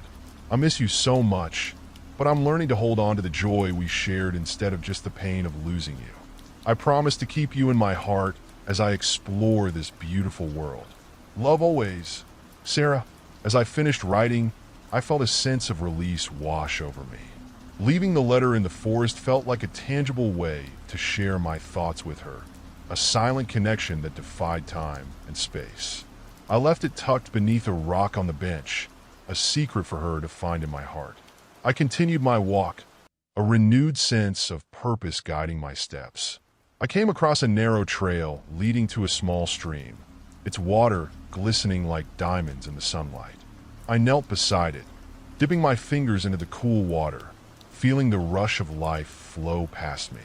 In that moment, I realized that while Lucy was no longer physically present, she would always be with me, through memories, through laughter, and through the adventures I would embrace in her honor. With a deep breath, I stood and decided to follow the path of the stream, eager to see where it might lead. Each step felt like a step forward in my journey of healing, an affirmation of my decision to live for both of us. The sun began its descent, casting a warm glow that mirrored the fire igniting within me. I was ready to explore, to uncover the world's hidden treasures, and to create a life rich with experiences, adventures that would honor the spirit of my beloved friend. As I walked, I couldn't help but smile. Each moment was a gift, a reminder that life, in all its unpredictability, was meant to be lived to the fullest. And as long as I carried Lucy in my heart, I knew that she would be there to guide me through the shadows into the light. I took my first step into a new chapter, ready to embrace whatever lay ahead, holding tightly to the memories of the past while eagerly anticipating the adventures of tomorrow. The sun dipped lower on the horizon, casting long shadows as I followed the stream deeper into the woods. Each step felt invigorating, like a small act of defiance against the grief that had weighed me down for so long. I allowed the cool breeze to tousle my hair, the whispers of the leaves in the trees providing a soundtrack to my emerging sense of freedom. As I walked, my thoughts wandered back to the promise I made to Lucy to live fully. I envisioned the adventures I would undertake, hiking up mountains, exploring bustling cities, and visiting places rich with history. The world was vast and filled with stories waiting to be uncovered, and I was determined to write my own. Suddenly, a soft rustling drew my attention, pulling me from my reverie. I turned, scanning the dense underbrush, heart racing with the thrill of possibility. Perhaps it was just a deer or a rabbit, but for a moment, a flicker of excitement surged through me. In this moment, anything felt possible. The forest felt alive, and I was a part of it. Following the sound, I stepped off the path and ventured further into the thicket. As I pushed aside the branches, I found a small clearing where wildflowers bloomed in riotous colors, a vibrant contrast against the dark green foliage. It was breathtaking, and for a moment I forgot everything else. Kneeling in the grass, I took a moment to breathe it all in.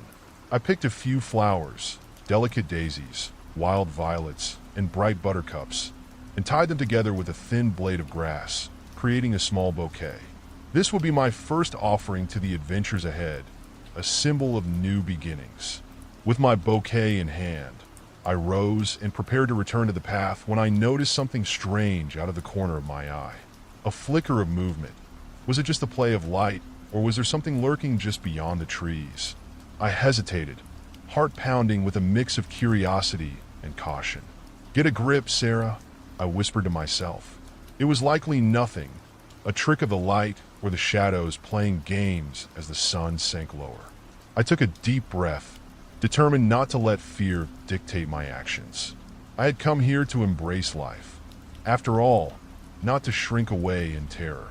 But the feeling nagged at me, an unsettling tug that pulled me toward the source of the movement. I followed step by careful step deeper into the woods. As I drew closer, the underbrush thickened, and I had to push aside branches to see. My heart raced, fueled by a mix of adrenaline and an inexplicable urge to uncover the truth. Then, I saw it, a small wooden sign partially obscured by ferns and wild ivy. I knelt to clear the vegetation, revealing the inscription, "Welcome to Whispering Pines." A chill crept down my spine. I had never heard of this place before. My curiosity piqued. I traced my fingers over the letters, their weathered surface rough against my skin. The The sign looked old, possibly forgotten by time itself, and it beckoned me into the unknown. Fueled by a mix of trepidation and excitement, I stood up and stepped beyond the sign into a narrow path that twisted deeper into the woods. The air felt different here, charged with an energy that made the hairs on the back of my neck stand on end. It was as if the forest held its breath, waiting for me to venture further. The deeper I went, the more I felt like I was stepping into another world. The light shifted, filtering through the leaves in a way that cast ethereal shadows on the ground. I was both exhilarated and unnerved, the air thick with anticipation as I walked forward. Eventually, I stumbled upon a small clearing, and what I found took my breath away. In the center stood an ancient tree, its gnarled trunk twisting skyward, its branches stretching out like welcoming arms. At its base, a circle of stones surrounded a tiny fire pit, remnants of long-ago gatherings. The air felt heavy with memories, stories whispered between the trees. I approached the tree, instinctively drawn to its presence. Its bark was rough and weathered, but the tree exuded a warmth, a sense of comfort that felt almost familiar. Kneeling beside it, I placed my bouquet of flowers on the stones encircling the fire pit, a tribute to the memories of my past and the adventures that lay ahead. In that moment, a feeling washed over me, a profound connection to the earth, to Lucy, and to the journey I was embarking upon. I closed my eyes, allowing the sounds of the forest to envelop me, the rustle of leaves, the distant calls of birds, and the soft whisper of the wind. It was as if the woods were urging me to listen, to hear the stories they had to tell. Just as I began to feel a sense of peace, a strange noise interrupted my thoughts, a low, almost melodic sound coming from the depths of the woods. It was soft yet haunting, a sound that tugged at something deep within me. Curiosity piqued. I stood and looked in the direction of the noise, my heart racing with a mix of excitement and fear. "Hello," I called out tentatively, half expecting a reply. The woods held their silence, but the sound continued, growing slightly louder and more insistent. It felt like a call, a song sung by the forest itself, urging me to follow. Fueled by an inexplicable urge, I stepped away from the ancient tree and ventured toward the sound. The forest enveloped me once more, each step carrying me deeper into its embrace. The trees seemed to lean in, the shadows growing longer as the sun dipped behind the horizon. With each footfall, the melody grew stronger, and I couldn't shake the feeling that I was being led somewhere significant. It was both thrilling and unnerving, a blend of adventure and the unknown that ignited my spirit. As I moved deeper, I glanced back, half expecting to see something lurking behind me, but the woods remained still, the only witness to my unfolding journey. I pressed on, drawn further by the sound, determined to uncover the mystery that awaited me. The path twisted and turned, leading me toward an old stone archway partially hidden by thick vines. I stopped short, breathless at the sight. The archway was weathered and cracked, adorned with intricate carvings that depicted scenes of nature and mythical creatures. With cautious excitement, I stepped through the archway, and the world around me shifted. I had crossed into a hidden glen, bathed in soft light that danced like fireflies in the air. The melodic sound surrounded me, now clearer and more enchanting than ever. It resonated with an energy that pulsed through my veins. In the center of the glen stood a fountain, its waters sparkling as they cascaded down into a small pool. Surrounding the fountain were vibrant flowers that seemed to bloom in the moonlight, their colors pulsating like the beat of my heart. As I approached the fountain, I felt an overwhelming sense of calm wash over me, as if the glen itself had been waiting for me to arrive. I knelt beside the water, captivated by the beauty before me. The melodic sound enveloped me, pulling me into its rhythm, and for a moment, I forgot everything else, the pain, the loss, the fear. With trembling hands, I cupped some of the cool water and brought it to my lips, feeling its refreshing essence seep into my soul. In that moment, I knew I had found something special, a place of healing and transformation, a sanctuary where I could begin anew. As I sat by the fountain, my mind raced with possibilities. What if this was the start of a grand adventure? What if Lucy's spirit was guiding me here, encouraging me to discover the magic of the world beyond my grief? Suddenly, the melody shifted, becoming softer and more ethereal, and I felt a presence beside me. I turned, half expecting to see Lucy's familiar face, but instead, I was met with an empty space, a gentle reminder that this was my journey to embark upon alone. But that was okay. I felt a new sense of purpose ignite within me, a desire to explore, to discover, and to create my own story. I would carry Lucy's memory with me, and through that connection, I would find the strength to move forward. With renewed determination, I stood and gazed around the glen, taking in every detail, every flower, and every sound. This place was mine now, a sanctuary that would always welcome me back. I took a deep breath and stepped away from the fountain, ready to embrace the adventure ahead. The woods would guide me, and I would learn to listen to their whispers, to follow the melodies that called to my spirit. As I retraced my steps back through the archway, I felt the weight of the past begin to lift. Each step forward was a step toward healing, a step into the unknown. I was ready to explore the world, to uncover the hidden treasures that lay in wait, and to forge my own path, one that would honor Lucy and celebrate life in all its beautiful complexity. And as I walked, I couldn't shake the feeling that the forest was alive with possibilities, whispering secrets that only I could uncover. I was no longer just a girl grieving a loss.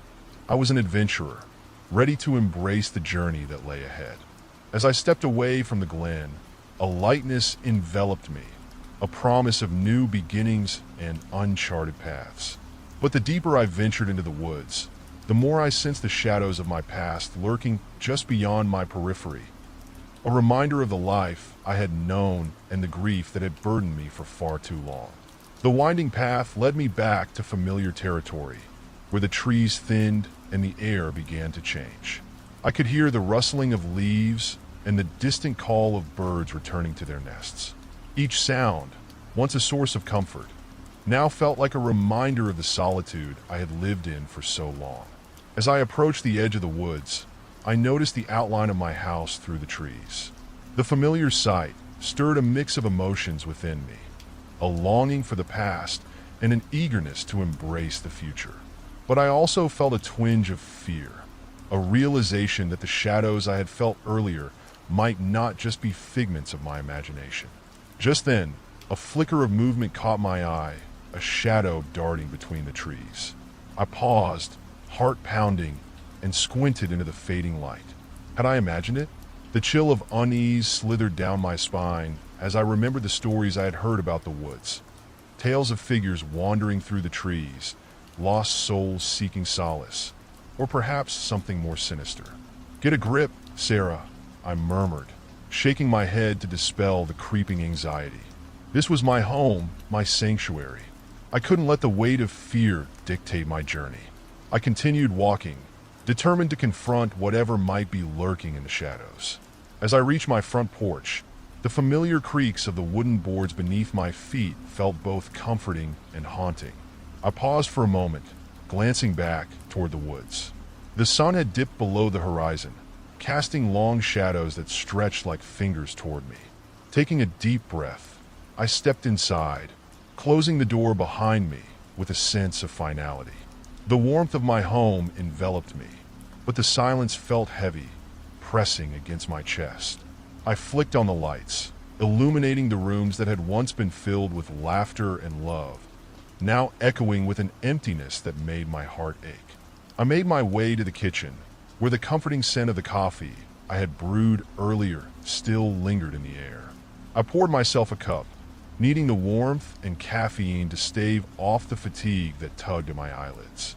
As I leaned against the counter, the sunlight that had bathed the kitchen in golden light now faded into darkness outside.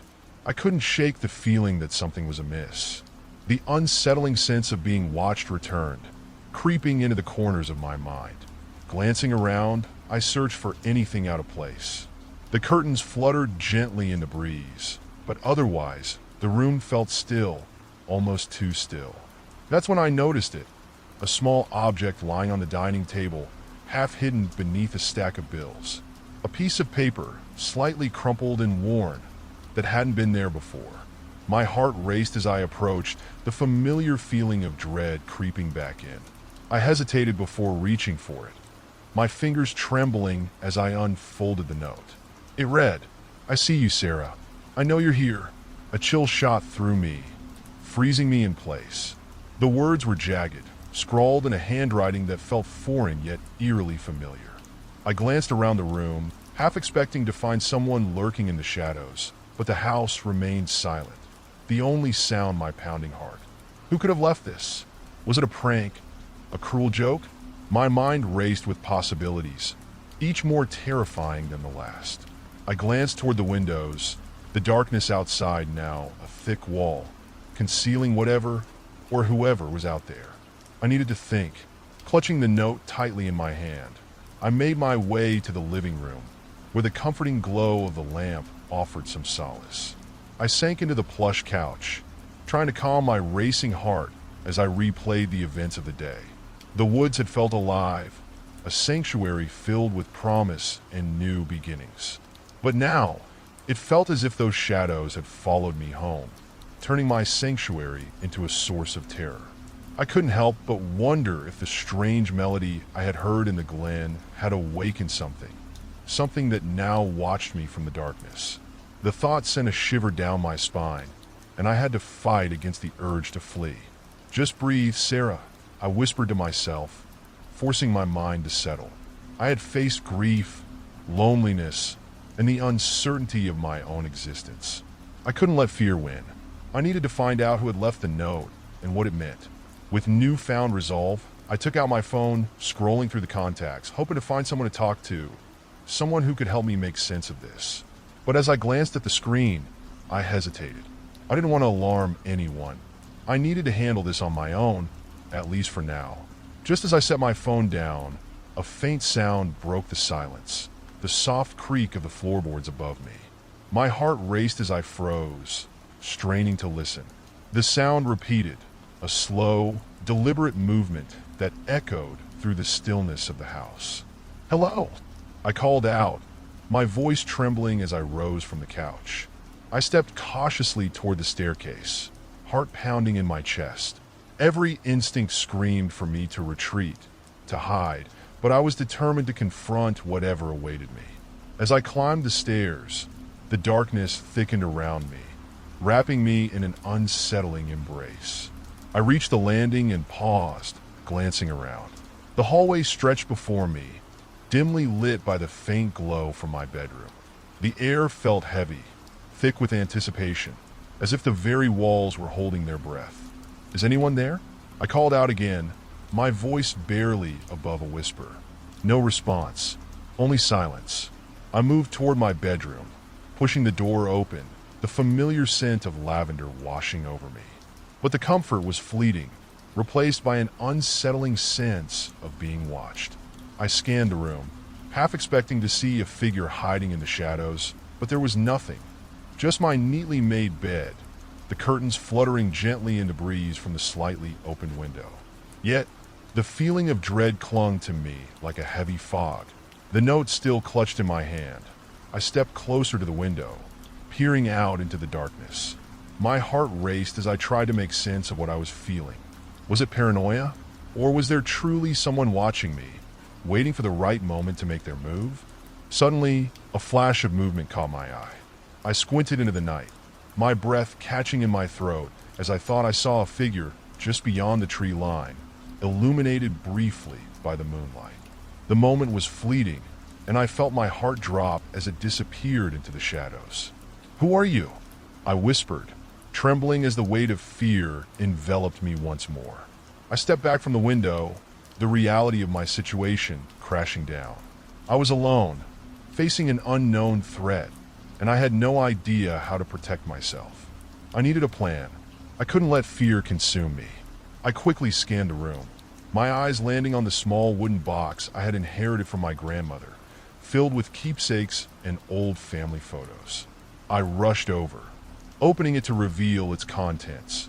Trinkets of the past, relics of a life filled with love and warmth. But amidst them, I knew I would find something that could help me now. My fingers brushed against an old pocket knife, its blade small yet sharp.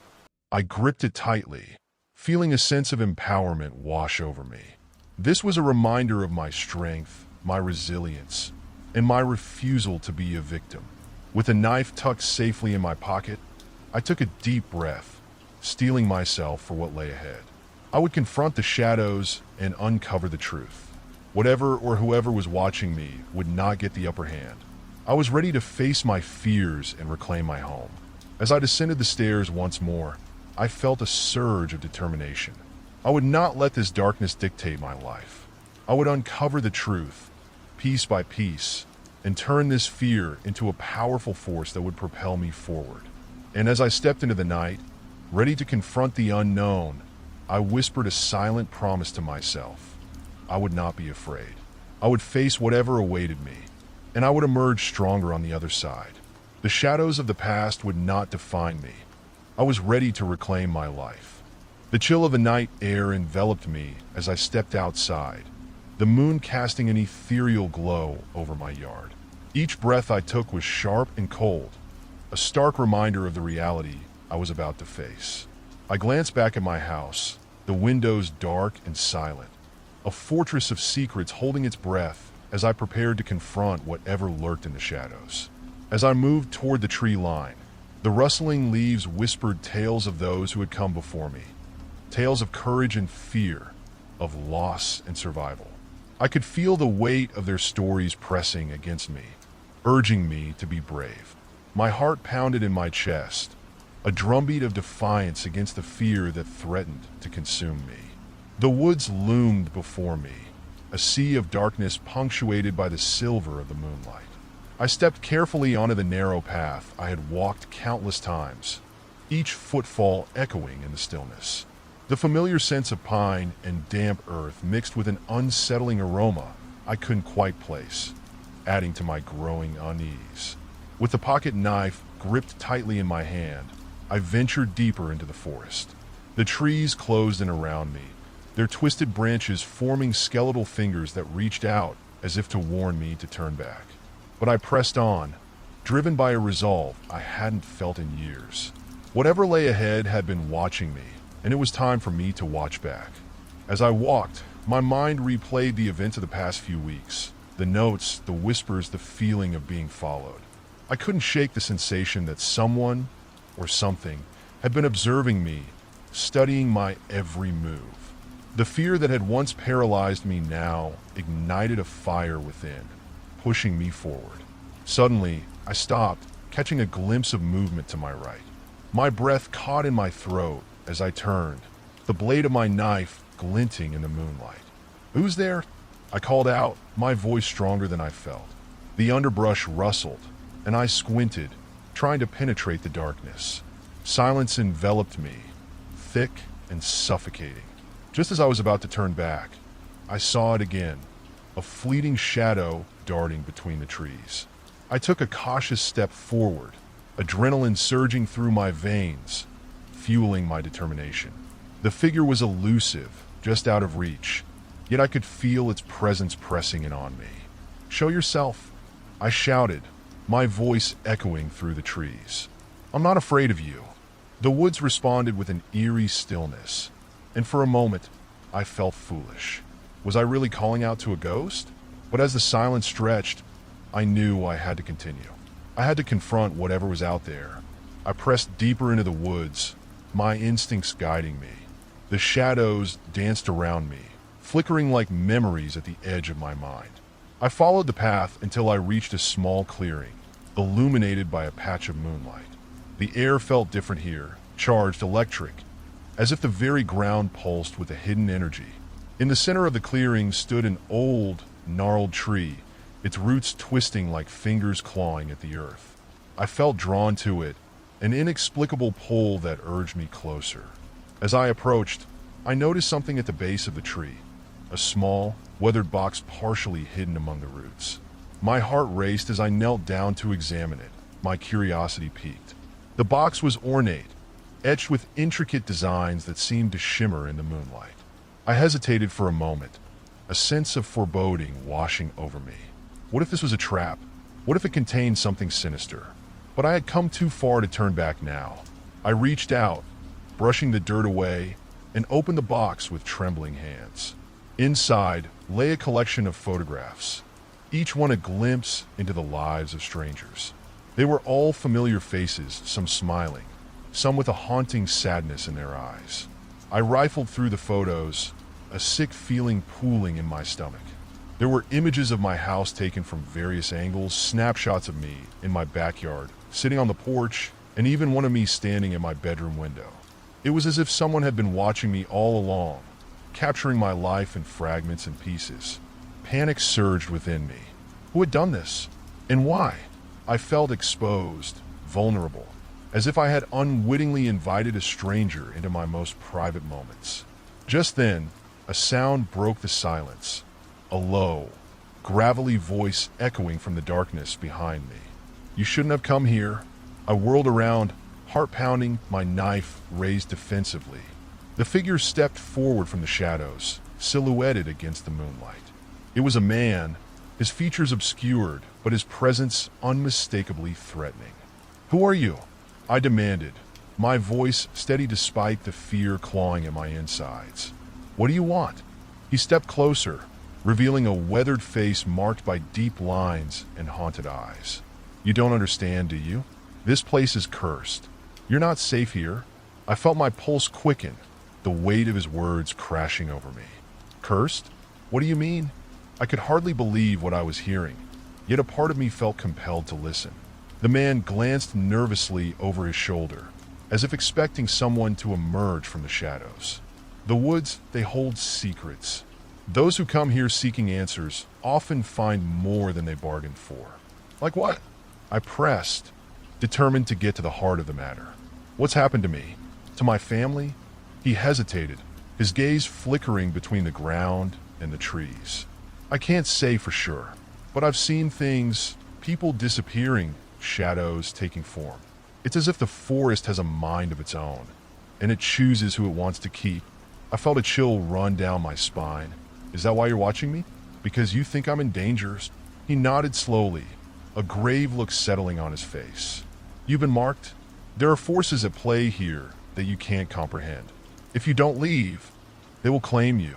My heart raced as I processed his words. Could it be true? Had my life become entwined with something dark and malevolent? I glanced back at the box, at the photographs that now felt like chains binding me to this place. What do I need to do? I asked, my voice barely above a whisper. How can I break this curse? The man took a step closer, lowering his voice. You have to face what lies within these woods. Confront the shadows that seek to control you. Only then can you break free. I felt a surge of determination.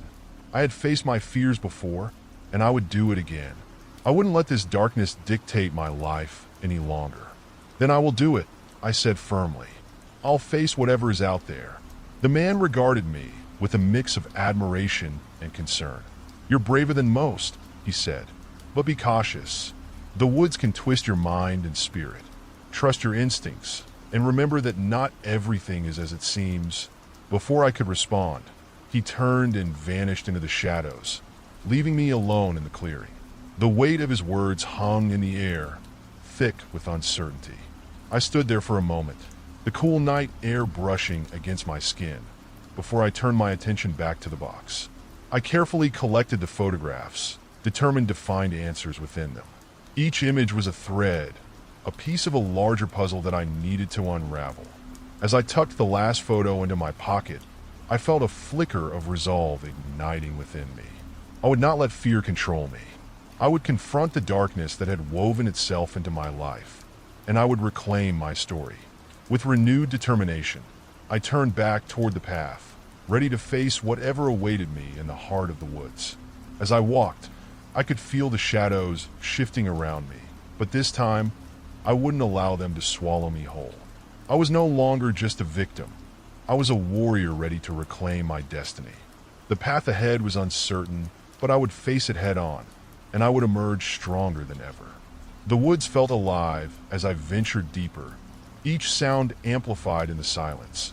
The crunch of leaves underfoot, the rustle of branches swaying in the night breeze. A part of me was still grappling with the encounter I'd just had with the mysterious man, his warning echoing in my mind. I was marked, he said, cursed. The thought sent a shiver down my spine, but I was determined to uncover the truth and reclaim my life. With every step I took, I felt the weight of my fears pressing in around me. The shadows seemed to shift, whispering secrets I couldn't quite grasp. I gripped the pocket knife tighter, its familiar weight grounding me amidst the uncertainty. The moon hung high in the sky, illuminating the path ahead, but the light felt like a fragile barrier against the encroaching darkness. As I moved forward, I remembered the photographs I had discovered. Each one was a clue, a fragment of the larger mystery that had entwined my life with this forest. I needed to find a way to piece them together, to make sense of what I had witnessed and what had been watching me. Suddenly, the stillness was shattered by a soft, haunting melody carried on the wind. It was almost a lullaby, sweet yet melancholic, luring me further into the depths of the woods. My heart raced. Was this another trick of the forest? Or was there something more? Against my better judgment, I followed the sound, each note drawing me closer like a moth to a flame.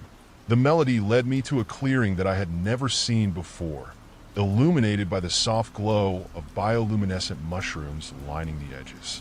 In the center stood an ancient stone pedestal, weathered and covered in moss. Atop it lay an intricately carved wooden box, similar to the one I had found earlier, but larger, more imposing. The music intensified, swirling around me as if the very air was alive with energy. I approached the pedestal, curiosity outweighing the instinctual urge to flee. As I reached out to touch the box, the melody faded, replaced by an unsettling silence. I hesitated, glancing around, half expecting to see the figure from before, lurking in the shadows. With a deep breath, I opened the box. Inside, I found an array of trinkets, small figurines, stones, and old coins, each one a relic from a time long past. They felt heavy with history, as if they were remnants of lost souls who had come here before me. Among them was a small mirror, its surface tarnished and cracked, but reflecting the pale light of the mushrooms with an eerie glow. I picked up the mirror, holding it up to my face. The reflection was distorted, my features twisted and elongated. But just as I was about to set it down, I caught a glimpse of movement behind me. I spun around, heart racing, and there it was, a figure standing at the edge of the clearing, shrouded in shadow. "Who are you?" I called out, trying to keep my voice steady. The figure remained motionless, a dark silhouette against the vibrant glow of the mushrooms. "What do you want?" The figure stepped into the light, revealing a woman with long, flowing hair and a hauntingly beautiful face. But her eyes, those were the eyes of someone who had seen too much. They held a depth of sorrow and knowledge that sent chills coursing through me. "I am the keeper of the woods," she said, her voice melodic yet filled with a weighty sorrow. "I watch over this place, and I have watched over you." "What do you mean?" I stammered, still clutching the mirror. "Why have you been watching me?" She stepped closer, her gaze unwavering. "You are entwined with the forest's fate. The shadows that haunt you seek to claim you, just as they have claimed others before you. You must understand their power and confront it." I swallowed hard, the reality of her words settling over me like a heavy cloak. "But how? How do I confront something I can't even see?"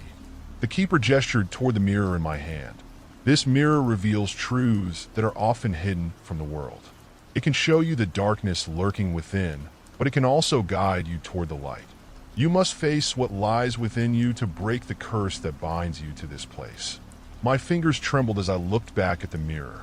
"What if I can't? What if the darkness consumes me? Then you will become just another lost soul, another whisper in the wind," she said softly. "But you are stronger than you realize. You have the power to choose your own fate." I took a deep breath, trying to steady my racing heart. "Okay, I'll do it. I'll look into the mirror." As I held the mirror closer to my face, I felt a warmth radiating from it, a strange energy pulsing through my fingers. The surface shimmered, and suddenly, I was no longer looking at my reflection. Instead, scenes began to unfold before me, images swirling and shifting like smoke. I saw myself as a child, laughing and playing in the backyard, carefree and innocent. Then the image shifted to darker times, arguments, isolation, moments of despair. Each memory struck me like a physical blow, dredging up emotions I had long buried. But then, amidst the chaos of my past, I saw shadows, dark figures lurking at the edges of my memories. They were familiar yet foreign, echoing the fears that had haunted me throughout my life. It was as if they had been waiting for this moment, ready to reclaim their hold on me. "No," I whispered, shaking my head. "I won't let you take me." The shadows shifted, swirling around me, their whispers growing louder. I felt their grasp tightening, pulling me deeper into despair. But then I remembered the keeper's words, about strength, about choice. I closed my eyes, drawing upon every ounce of courage I could muster. "I choose light," I said, my voice stronger this time. "I choose to fight back." As if hearing my declaration, the shadows recoiled, momentarily dissipating. I opened my eyes to find the mirror glowing brighter, the reflection shifting once more. This time, I saw a light, a brilliant, warm glow radiating from within me, pushing the darkness back. With newfound determination, I focused on that light, allowing it to fill every corner of my being. "You do not own me," I declared, my voice echoing in the clearing. "I will not be a victim any longer." The shadows writhed, their whispers turning to cries of anger and fear as the light grew brighter. I could feel their presence weakening, their hold on me diminishing. And in that moment of clarity, I understood. The darkness had always been a part of me, a manifestation of my fears and regrets. But I had the power to redefine my narrative. The keeper watched silently, her expression one of solemn pride. "You have chosen your path, and you will emerge victorious. But remember, the forest is always listening. Stay vigilant." As the last remnants of the shadows evaporated into the night, I lowered the mirror, feeling a weight lift from my shoulders. I had faced the darkness within, and for the first time in a long while, I felt free. But there was still work to be done. I needed to leave this forest, to break the ties that had bound me for so long. I turned to the keeper, a sense of gratitude filling my heart. "Thank you," I said, my voice full of sincerity. "I couldn't have done it without you." She nodded, a faint smile playing at the corners of her lips. "You are stronger than you know. Go now, and remember the light you carry within you." As I made my way back through the woods, the path felt different, brighter, less foreboding. I could still hear the whispers of the trees, but now they seemed to speak of hope rather than despair. I was leaving the darkness behind, stepping into a new chapter of my life.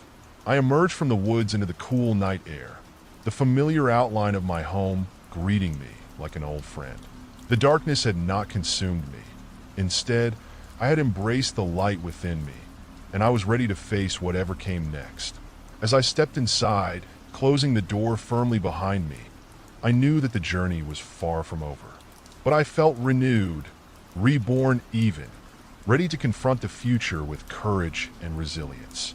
The darkness might still lurk in the corners of my mind, but it no longer defined me. I was the master of my own fate, and I would not be silenced. Tomorrow would bring new challenges, but I was prepared to meet them head on. With the light guiding my way, I was finally ready to reclaim my life. If you like the story, don't forget to subscribe, and like the video, let's begin the next story. In the quaint town of Eldridge, where the sun dipped below the horizon, casting long shadows across the cobblestone streets, stood a modest, aged house nestled at the end of Maple Lane. Its weathered wooden frame held secrets, as did its creaking floorboards and fading wallpaper. This was the home of Alara Sloan, a spirited young woman known for her boundless curiosity and keen sense of adventure. At 25, Alara had spent her life exploring the hidden corners of Eldridge, always on the lookout for the extraordinary in the mundane.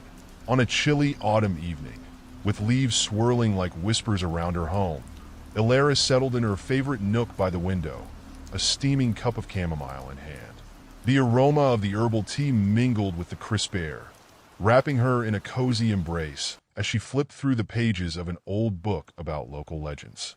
Eldridge was steeped in folklore, tales of ghosts and hidden treasures, and Ilara was particularly fascinated by the story of the Whispering Door, an entrance that was said to open on its own, revealing shadows of the past.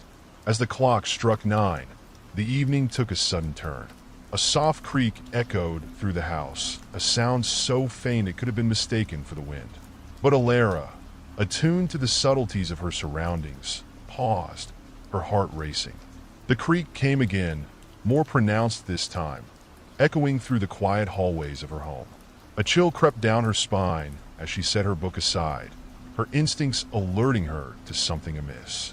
With trepidation, Ilara rose from her chair and ventured toward the front door.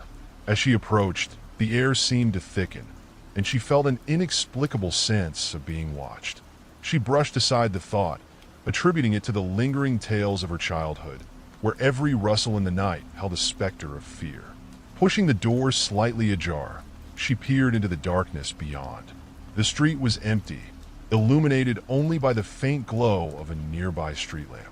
Just as she was about to close the door, she felt it. A breeze, cold and unsettling, swept past her, as if something unseen had just slipped through the threshold. Panic coursed through her veins as she quickly shut the door, locking it tightly. Ilara's mind raced. Had she truly heard the door open? Or was it simply a figment of her imagination, conjured by the tale she had absorbed? Determined to shake off the unease, she returned to her cozy nook, hoping to immerse herself in her book once more. Yet, the shadows in the corners of the room seemed to deepen, their shapes twisting with every flicker of the candlelight. Her mind wandered back to the Whispering Door, a legend that had become more real than she had ever imagined. What if it was true? What if something had crossed the threshold, something that had been waiting for the right moment to make its presence known? Ilara's thoughts spiraled as the wind howled outside, rattling the windows and causing the branches of the ancient oak in her yard to scrape against the glass like ghostly fingers. The isolation of her home felt heavier now, and she couldn't shake the feeling that she was not alone. With every creak of the house settling, every rustle of leaves, Ilara's heart raced. She resolved to investigate, to uncover the truth behind the sounds that haunted her. Armed with a flashlight and her unwavering spirit, she took a deep breath and stepped back into the dimly lit hallway, ready to confront whatever lay beyond the threshold of her front door. As the echo of her footsteps faded into the stillness, Ilara stepped cautiously down the hallway. The warm glow of her flashlight cut through the darkness, illuminating the walls adorned with framed photographs, captured moments of joy, family gatherings, and adventures.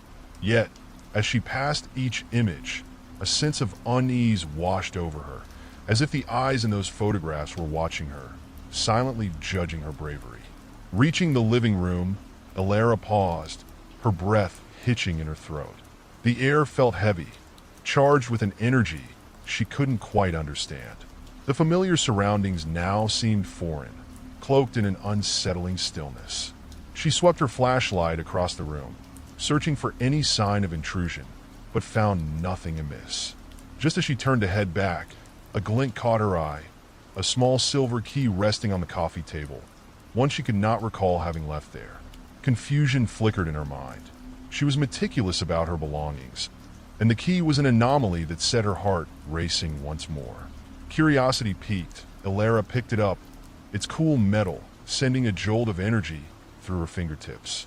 She examined it closely. It was ornate, its design intricate and unfamiliar. A faint memory nudged at her, a whisper of a tale she had read about a hidden cellar beneath the house, sealed away from the world above. Was this key connected to that legend? Determined to uncover the mystery, Ilara's thoughts shifted back to the odd sensations she had felt earlier. As she moved deeper into the house, she began to notice more peculiarities that had previously gone unnoticed. The kitchen, usually filled with the comforting scent of herbs and spices, now held an unsettling chill. The cupboard doors, which she was certain had been closed, were slightly ajar, as if someone had rummaged through her belongings. Her heart began to race, adrenaline coursing through her veins. Could it be that someone had indeed entered her home? Or was her mind playing tricks on her, weaving tales from the shadows? As she inspected the kitchen, she felt a prickling sensation at the back of her neck. It was a familiar feeling, one she had often brushed aside, an instinct that warned her of unseen eyes watching her every move. She turned abruptly, scanning the room for any sign of life. Nothing stirred but the soft rustle of the wind outside, brushing against the windows like a whisper. Alara shook her head, trying to dispel the growing dread. She couldn't let her imagination spiral out of control. "It's just the wind," she muttered to herself, her voice barely a whisper in the stillness. With renewed determination, she returned to her exploration. In the living room, the fireplace had a half-burned log, remnants of a fire that had long since died. A flicker of flame seemed to dance in the embers, casting eerie shadows across the walls. Alara knelt down, tracing her fingers along the charred wood, lost in thought. The stories of Eldridge echoed in her mind. The whispers of the past, the tales of the whispering door, and the promise of secrets yet to be uncovered. Perhaps this key held the answer she sought. Grasping the key tightly in her hand, she made her way back to the hallway, where she noticed the slight crack of the door she had previously locked. A chill swept through her as she approached it, hesitant to confront whatever lay beyond. As she reached for the knob, she paused, her heart pounding. What if something truly awaited her on the other side? Taking a deep breath, she swung the door open wide, stepping out into the night. The air was cool, brushing against her skin like a ghostly caress. The street was deserted, the silence amplifying the tension in the air. But something felt different this time. The shadows danced menacingly, their forms shifting and twisting in the dim light. The front porch creaked beneath her feet as she stepped cautiously into the yard. Alara shone her flashlight across the property, illuminating the ancient oak tree that loomed in the distance. Its gnarled branches twisted skyward, reaching like skeletal fingers, and she felt an inexplicable pull toward it. As she approached, a rustling noise broke the stillness, causing her heart to race. She directed her flashlight toward the sound, revealing a small creature, a raccoon, scurrying away. Relief washed over her. It was just her imagination getting the best of her. But as she turned to head back inside, the feeling of being watched returned, more intense than before. The soft whisper of the wind curled around her, and in that moment, she caught a glimpse of something out of the corner of her eye, a fleeting shadow darting behind the oak tree. Fear gripped her heart, urging her to flee back into the safety of her home. But curiosity held her in place, urging her to confront the unknown. Swallowing her fear, Alara stepped closer to the tree, her flashlight illuminating the twisted roots and the dense underbrush. The world around her seemed to fade away, leaving only the sound of her heartbeat echoing in her ears. As she crouched down, a glimmer caught her attention, a small, weathered box partially buried in the leaves. With trembling fingers, she unearthed the box and opened it slowly. Inside lay a collection of faded photographs, each one depicting scenes from decades past. Familiar faces, yet foreign to her. As she examined them, a chill ran down her spine. The figures in the images seemed to resonate with the stories she had grown up hearing, and the hairs on the back of her neck stood on end. Suddenly, a loud creak from the direction of her front door broke the silence, jolting her from her thoughts. Alara's heart raced as she spun around, eyes wide, her instincts screaming at her to run. The door stood ajar, the faint light from inside spilling onto the porch like a warning. Had she truly heard it open? Or was the haunting echo of the past beginning to merge with her reality? With adrenaline coursing through her veins, Alara stood frozen for a moment, the weight of the photographs heavy in her hands. She was acutely aware of the quiet stillness surrounding her, broken only by the rustling leaves and the distant hoot of an owl. The memories contained within the box whispered of secrets waiting to be unearthed, but the unsettling creak of her front door pulled her back into the present. Heart pounding, Ilara made the decision to confront whatever was lurking in her home. She couldn't let fear dictate her actions. She had to know what was happening. Clutching the box tightly, she darted back toward the house, her flashlight beam bouncing wildly as she hurried across the yard. As she stepped onto the porch, the air felt charged, thick with anticipation. The front door gaped open, a yawning abyss that seemed to beckon her inside. Ilara hesitated, glancing over her shoulder at the dimly lit street, feeling the weight of the night pressing down on her. She took a deep breath and crossed the threshold, her heart racing with every step. The interior was just as she had left it, still, quiet, but there was a palpable tension in the air, as if the house itself was holding its breath. She moved cautiously into the living room, her flashlight sweeping over the familiar furniture, searching for any sign of disturbance. Nothing seemed out of place, but the unsettling feeling that she was not alone lingered. "Hello!" Ilara called out, her voice echoing in the stillness. The word felt hollow, swallowed by the shadows. No response, just the sound of her own heartbeat. Her mind raced with questions. Was it merely her imagination? Had she truly heard the door open, or had the night begun to play tricks on her? She couldn't ignore the unease that gnawed at her, urging her to explore further. As she moved through the house, Ilara found herself drawn to the attic, the very place that had been sealed off for as long as she could remember. It was a space her parents had always warned her about, filled with dusty memories and long-forgotten relics. But perhaps it held the key to understanding the strange occurrences unfolding around her. Gathering her courage, she climbed the narrow staircase, each step creaking ominously underfoot. The attic door loomed ahead, weathered and worn, as if it had not been opened in years. Ilara paused, placing her hand on the handle, her heart thudding in her chest. She pushed the door open, and the hinges protested with a loud groan. The attic was dimly lit, the only source of illumination coming from the beam of her flashlight.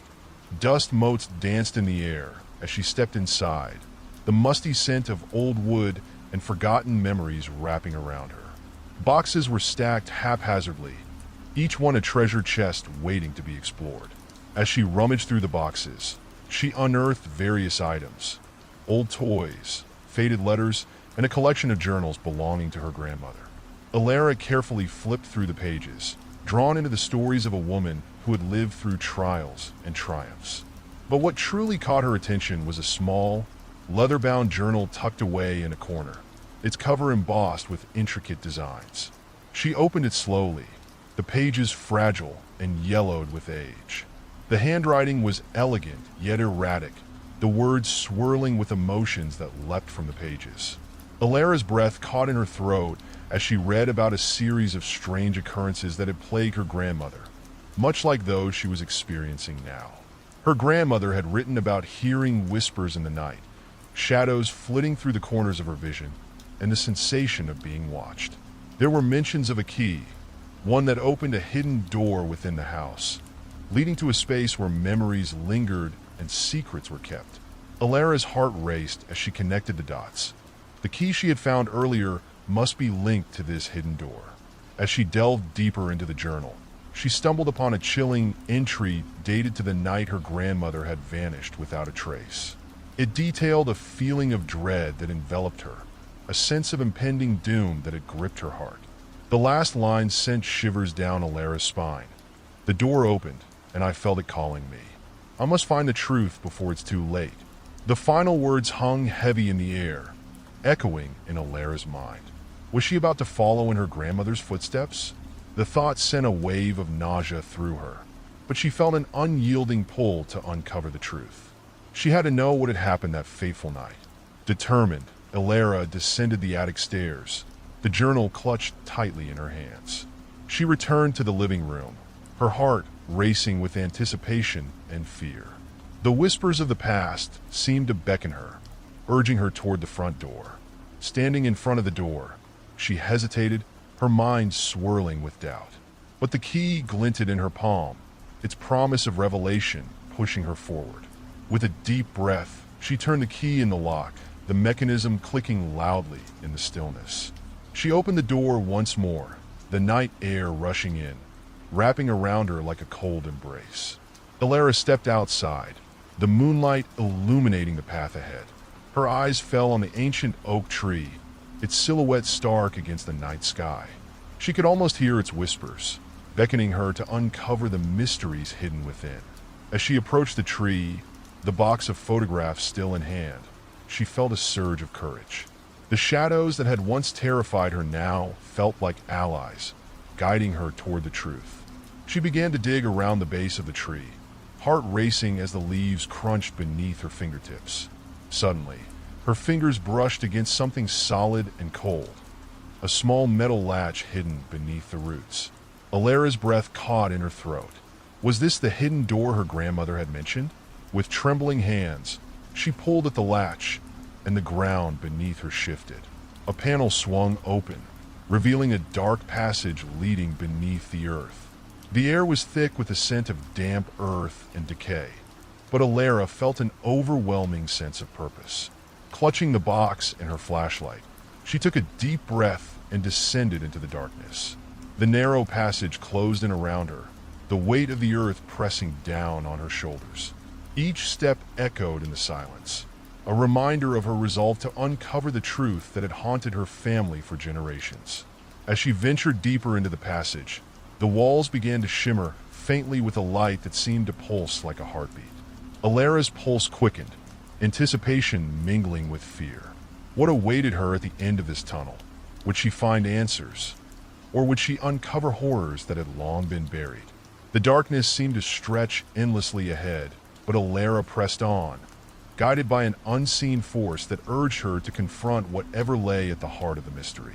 The night had only just begun, and the truth was waiting to be unearthed. As Alara ventured deeper into the tunnel, the air grew thick and musty, wrapping around her like a damp blanket. Each step reverberated against the earthen walls, echoing her uncertainty and determination. The light from her flashlight flickered, casting eerie shadows that danced along the walls, creating a world that felt both alive and foreboding. With her heart pounding in rhythm with her footsteps, Alara pressed on, the passage winding down into the earth, twisting like a serpent. The walls were lined with stones, some slick with moisture, others rough and jagged, as if they were bearing witness to secrets long hidden. As she navigated the darkness, she felt a palpable sense of dread creeping over her, as if the tunnel itself was alive, watching, waiting. After what felt like an eternity, the narrow passage opened into a small chamber. The sudden change from the tight confines to this slightly larger space was disorienting, but Alara quickly steadied herself. The air was colder here, and she could see her breath misting in front of her. In the center of the chamber stood a pedestal, and upon it rested a small, ornate box, much like the one she had found beneath the oak tree. Her heart raced as she approached, the curiosity battling with the instinct to flee. This was the moment she had been searching for, a potential link to the mysteries that plagued her family.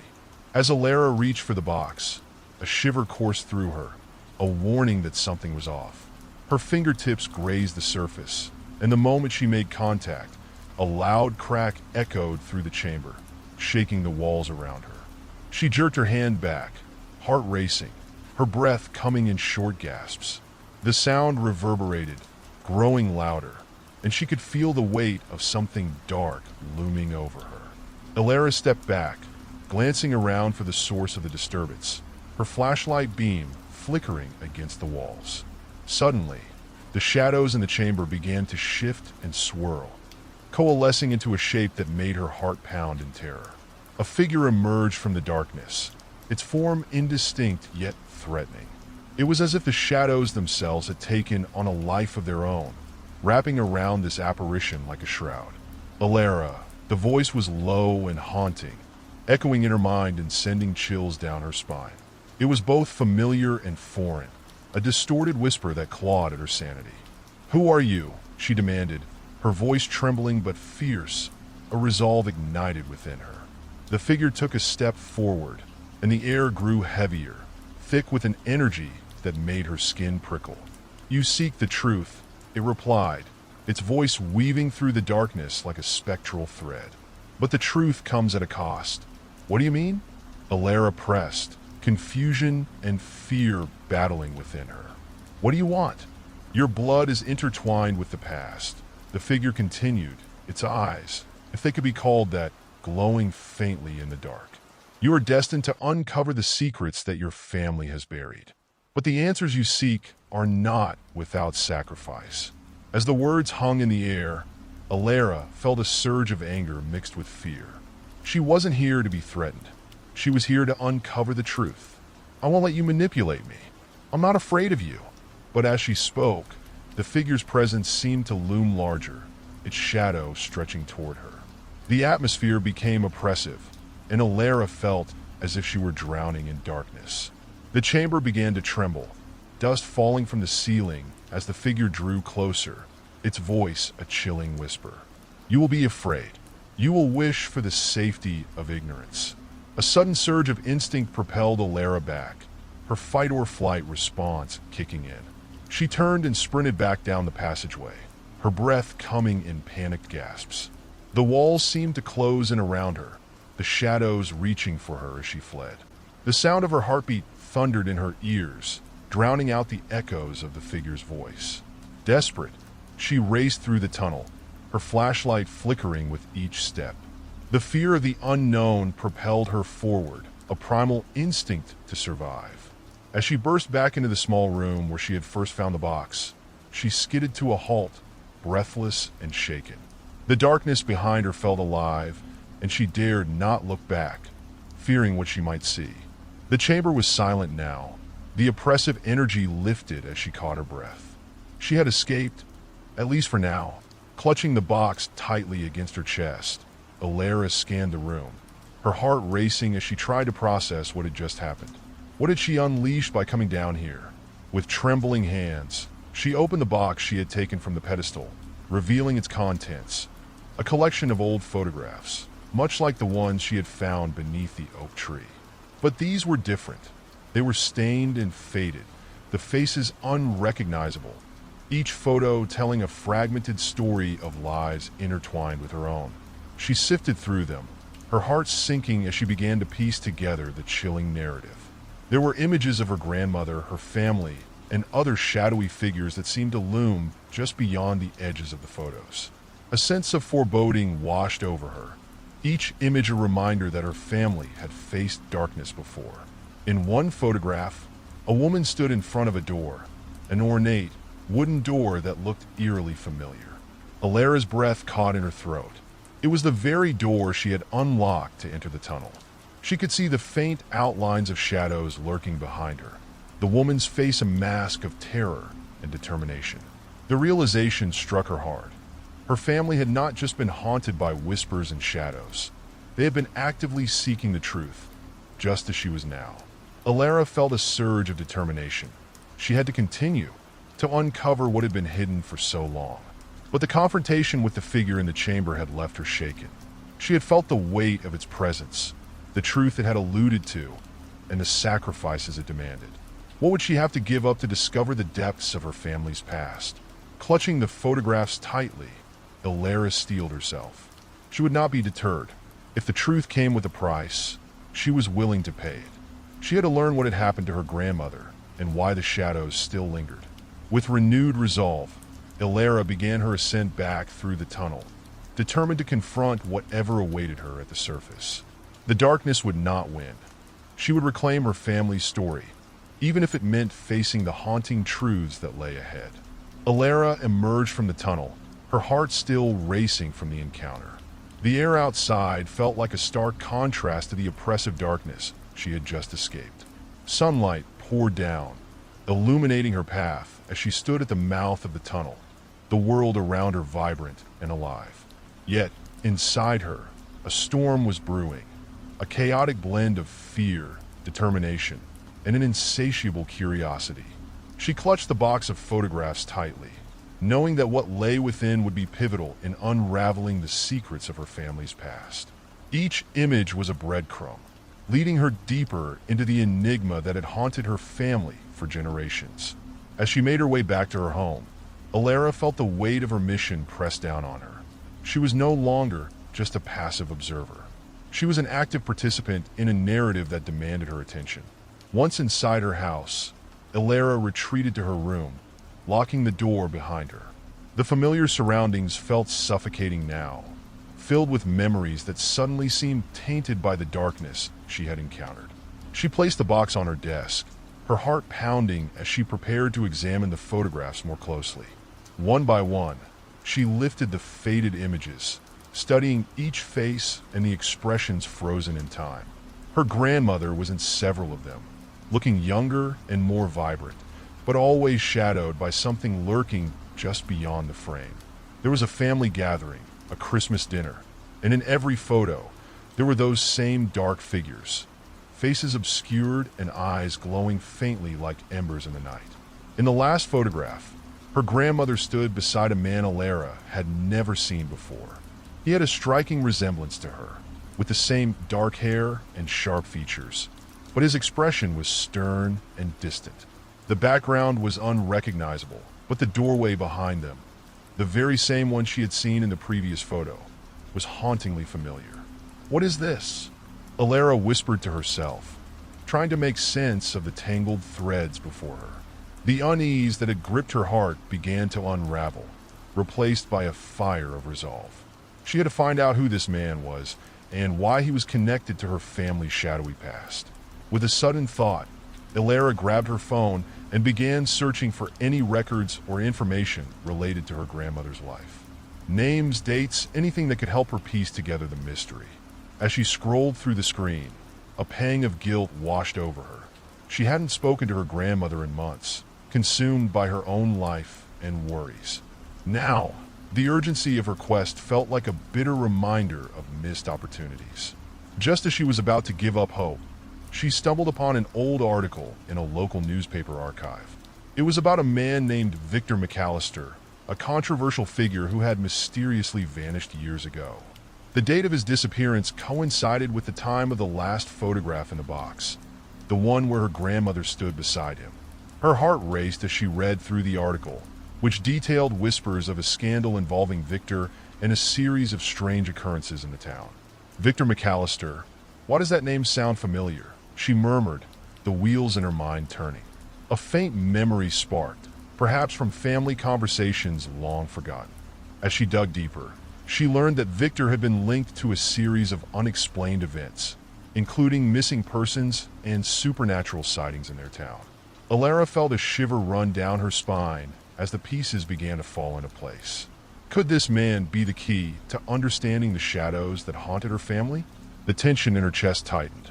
If he was connected to her grandmother and the dark figures in the photographs, she had to know more. Determined, she decided to visit the local library, hoping to find more information about Victor's life and his connection to her family. The thought of facing whatever secrets awaited her filled her with a mixture of dread and exhilaration. This was her chance to uncover the truth, no matter how dark it might be. As she prepared to leave, the sunlight began to fade, casting long shadows across her room. A chill swept through the air, and Alara couldn't shake the feeling that she was being watched. She turned sharply, scanning her surroundings. Nothing seemed out of place, but the unease lingered, gnawing at her. "Get a grip, Alara," she muttered, shaking her head to clear her thoughts. She had faced the darkness in the tunnel. Surely she could handle a visit to the library. With one last glance at the photographs, she grabbed her bag and headed out the door. The library was quiet, its tall shelves casting looming shadows in the dim light. Alara walked through the aisles, the scent of old books enveloping her as she sought out anything related to Victor McAllister. After several minutes of searching, she found a section dedicated to local history and began sifting through dusty tomes. Hours passed, but her determination never waned. Finally, she found a small, leather-bound book titled The Enigmas of Eldridge. Alara opened it, her breath catching as she skimmed the pages filled with stories of the town's most mysterious figures, including Victor. The book described how Victor had been a brilliant but troubled artist, known for painting haunting landscapes that seemed to capture the essence of the supernatural. His work was said to be inspired by his own experiences with the otherworldly, leading him to explore dark themes that often left viewers unsettled. But what caught Alera's attention was a mention of a particular painting called The Doorway. It depicted a large, ornate door surrounded by swirling shadows and figures. The description hinted that the painting was inspired by an event in Victor's life, a moment when he claimed to have encountered something otherworldly that changed him forever. Could it be the same door? Alera wondered, her heart racing at the possibility. She quickly made a note of the painting's location, determined to see it for herself. If she could find the painting, it might hold the answer she sought. But just as she was about to leave, a sudden noise echoed from the back of the library, an unsettling sound, like whispering voices mingling with soft laughter.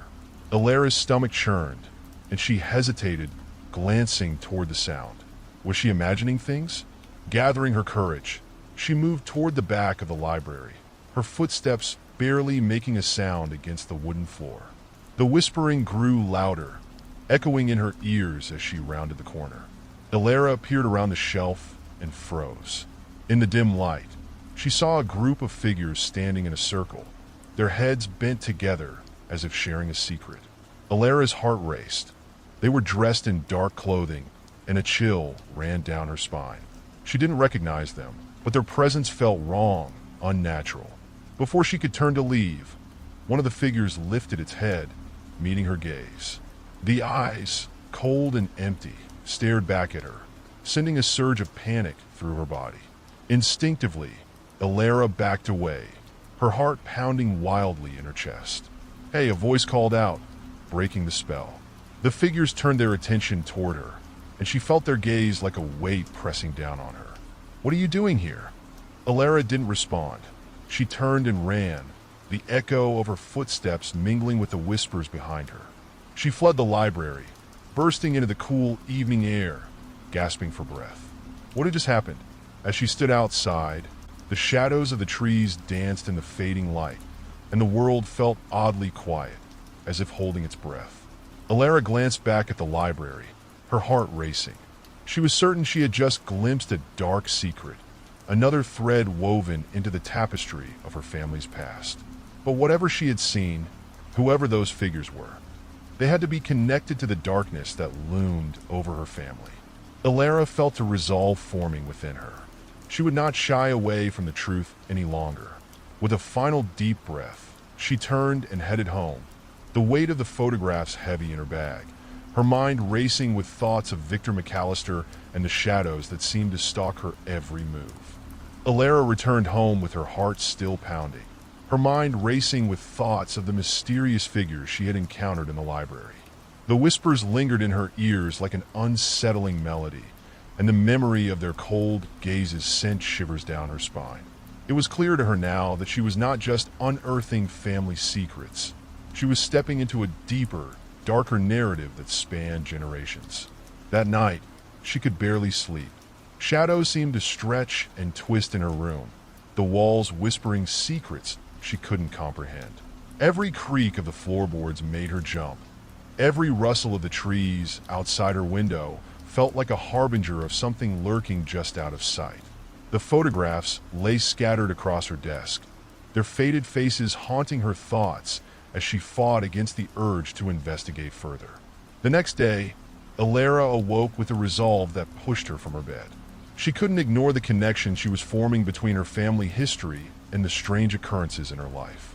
With the sunlight streaming through her window, she felt a renewed sense of purpose. She was determined to uncover the truth, no matter how dangerous the path might be. After breakfast, she dug out the old leather-bound book again and combed through the passages about Victor McAllister. One entry caught her eye, a mention of his final exhibition, where the painting The Doorway was said to have been displayed. It had garnered attention not just for its eerie quality, but for the whispers that followed it. Visitors reported strange feelings and experiences after viewing it, as if something from the canvas had seeped into the air. Alera jotted down the details, realizing she needed to find that painting and see it for herself. It could be a key to understanding her family's connection to the shadows that had plagued them for so long. The old gallery where the exhibition had taken place was now a small art museum on the outskirts of town, and Alara decided that was her next destination. She gathered her things, the photographs carefully tucked away in her bag, and set out with a mix of excitement and trepidation. As she walked through the town, the streets felt eerily quiet. A light breeze rustled the leaves, whispering secrets she was not yet ready to hear. The sun hung high in the sky, but the shadows beneath the trees seemed to stretch longer than they should, creating an unsettling atmosphere that accompanied her every step. When she arrived at the museum, its facade was both welcoming and foreboding. The old building had a charm that belied the mysteries it housed. She stepped inside, the smell of aged wood and varnished paintings enveloping her like a familiar embrace. The main hall was adorned with beautiful artworks, but her focus was singular. She approached the receptionist, a kindly woman with an aura of warmth. "I'm looking for a painting called The Doorway by Victor McAllister. I heard it used to be here," Alara explained, her voice steady despite the fluttering in her chest. The woman's expression shifted to one of recognition, and she gestured towards a hallway leading to a more secluded area of the museum. "Yes, it's part of our special collection. It has a reputation of its own," she replied, her tone carrying an undertone of caution. As Alara walked down the dimly lit hallway, she couldn't shake the feeling that the very walls were watching her, holding their breath in anticipation of what she might find. She stopped in front of a large wooden door, its surface worn and scratched. The moment she stepped through, her breath caught in her throat. The painting dominated the room, its presence both majestic and haunting. The doorway was unlike anything she had ever seen. The canvas was filled with swirling shadows and a large ornate door at its center, surrounded by figures that seemed to shift and writhe in the corners. The door appeared to beckon to her, the shadows whispering secrets that danced just beyond her comprehension. Alara approached the painting slowly, her heart racing. As she drew closer, she could see intricate details that she hadn't noticed from afar. The faces trapped in the shadows, their eyes filled with despair, their mouths silently screaming. She reached out a tentative hand, her fingertips barely grazing the frame, and a chill ran through her, as if the painting itself was alive. "Something's not right," she whispered to herself, feeling the weight of the atmosphere pressing down. The shadows seemed to pulse and sway, and for a brief moment, Alara felt a connection, a pull toward the other side of the doorway depicted on the canvas. Suddenly, the air around her grew cold, and she sensed movement from the corner of her eye. She turned sharply, but there was nothing there, just the quiet of the gallery. Yet, the feeling of being watched intensified, making her heart race even faster. "Alara?" The voice pulled her from her thoughts, and she turned to see the museum curator standing behind her, a concerned look etched on his face. "Are you all right? You seemed lost in thought." "Yeah, I'm fine," Alara replied, forcing a smile as she stepped back from the painting. I've been researching Victor McAllister and this painting. It feels almost familiar, like I've seen it before." The curator's expression turned serious. "This painting has a way of doing that to people. Many claim to have experienced strange things after viewing it. Some even say it holds a connection to other realms." He paused, studying her. "You should be careful. The stories surrounding it are not just tales." Alara felt a thrill of fear and excitement. "What kind of stories?" He hesitated, glancing around as if to ensure no one else was listening. "There are legends about Victor. They say he became obsessed with the doorway, convinced it led to another world. Some believe he vanished because he stepped through it. Others think he was taken by the very shadows he painted." Alara's pulse quickened as she absorbed his words. Was it possible that her family's history was entwined with this man's obsession? Had Victor discovered something that her grandmother had tried to bury? "I have to know more," she said, her voice steady with resolve. "Can you tell me what else you know about him? Anything at all?" The curator nodded, his expression softening as he recognized her determination. "Of course, I could pull some records for you. But be warned, Alara, knowledge can be a double-edged sword. Sometimes, the answers we seek can lead us to darkness." As the curator walked away, Alara turned back to the painting, her heart racing with a mixture of fear and curiosity. The shadows seemed to swirl more violently now, and she felt an overwhelming urge to reach out once more. Just as her fingers brushed against the canvas, a strange sensation washed over her. It was as if the shadows were pulling her in, whispering secrets that beckoned her closer. "No," she gasped, pulling her hand back and stepping away. The urgency of the moment hit her.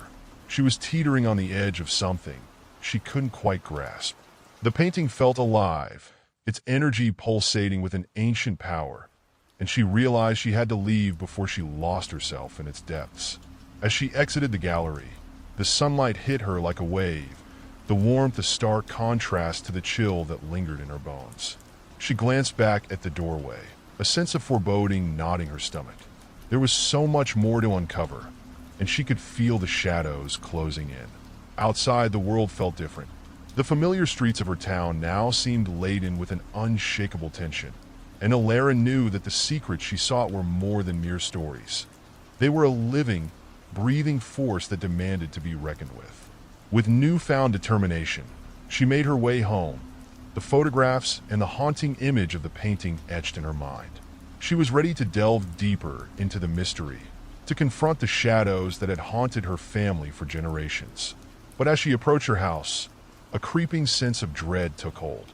The front door, usually tightly shut, stood ajar. "Hello," she called out, stepping inside, the eerie silence echoing back at her. Her pulse quickened as she scanned the dimly lit entryway, the familiar comfort of home now feeling like a trap. The shadows loomed larger, wrapping around her as she moved cautiously through the house. "Is anyone here?" she asked, her voice wavering. The unease settled in the pit of her stomach as she made her way to the living room. Nothing seemed out of place, but an unsettling sensation clung to the air. It was as if she could feel the whispers from the shadows wrapping around her, drawing her deeper into the unknown. With every step she took, Alara felt the weight of her family's history pressing down on her, the shadows of the past and present merging into one. She was not alone anymore. Something had followed her home. Alara stood frozen in her living room, the open door casting a long shadow across the wooden floor. Her heart thudded against her ribs, the silence amplifying her sense of unease. She took a cautious step forward, her instincts screaming that something was amiss. As she moved further inside, she felt the air grow thick, charged with an energy that made the hair on her arms stand on end. The familiar scent of her home, cinnamon and old books, was now tainted by something bitter, almost metallic. She instinctively glanced around, searching for any sign of movement, any indication that she was not alone. The shadows in the corners seemed to pulse and shift, and a chill settled over her like a heavy cloak. "Alara?" A voice echoed through the house, and she turned sharply, her breath hitching in her throat. It was her grandmother's voice, soft yet filled with an urgency that made her pulse quicken. "Alara, you need to listen carefully." "Elena?" Alara called out, instinctively knowing it was her grandmother. "Where are you?" She felt drawn toward the kitchen, where the voice seemed to resonate strongest. With every step, a gnawing apprehension twisted in her stomach. She hesitated for a moment, trying to reconcile the surreal nature of the situation.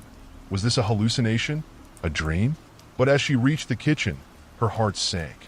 The room was empty, save for the faint glow of the morning sun filtering through the curtains. Yet the tension in the air told her that something had shifted. The table, usually neat and tidy, was cluttered with scattered papers and an overturned chair. "Alara," the voice whispered again, more insistent this time, echoing through her mind. "You must understand what you're dealing with. The shadows are alive." "Shadows," she repeated, glancing around as the shadows in the corners seemed to elongate, creeping toward her like dark tendrils. "What do you mean? What do you want from me?" She remembered her grandmother's stories, tales of spirits that could weave between worlds, of ancestors who watched over their descendants. But this felt different. It was darker, more malevolent. The air felt charged with an otherworldly presence that both terrified and intrigued her. "Alara, you must find the truth," the voice urged, now laced with a sense of urgency.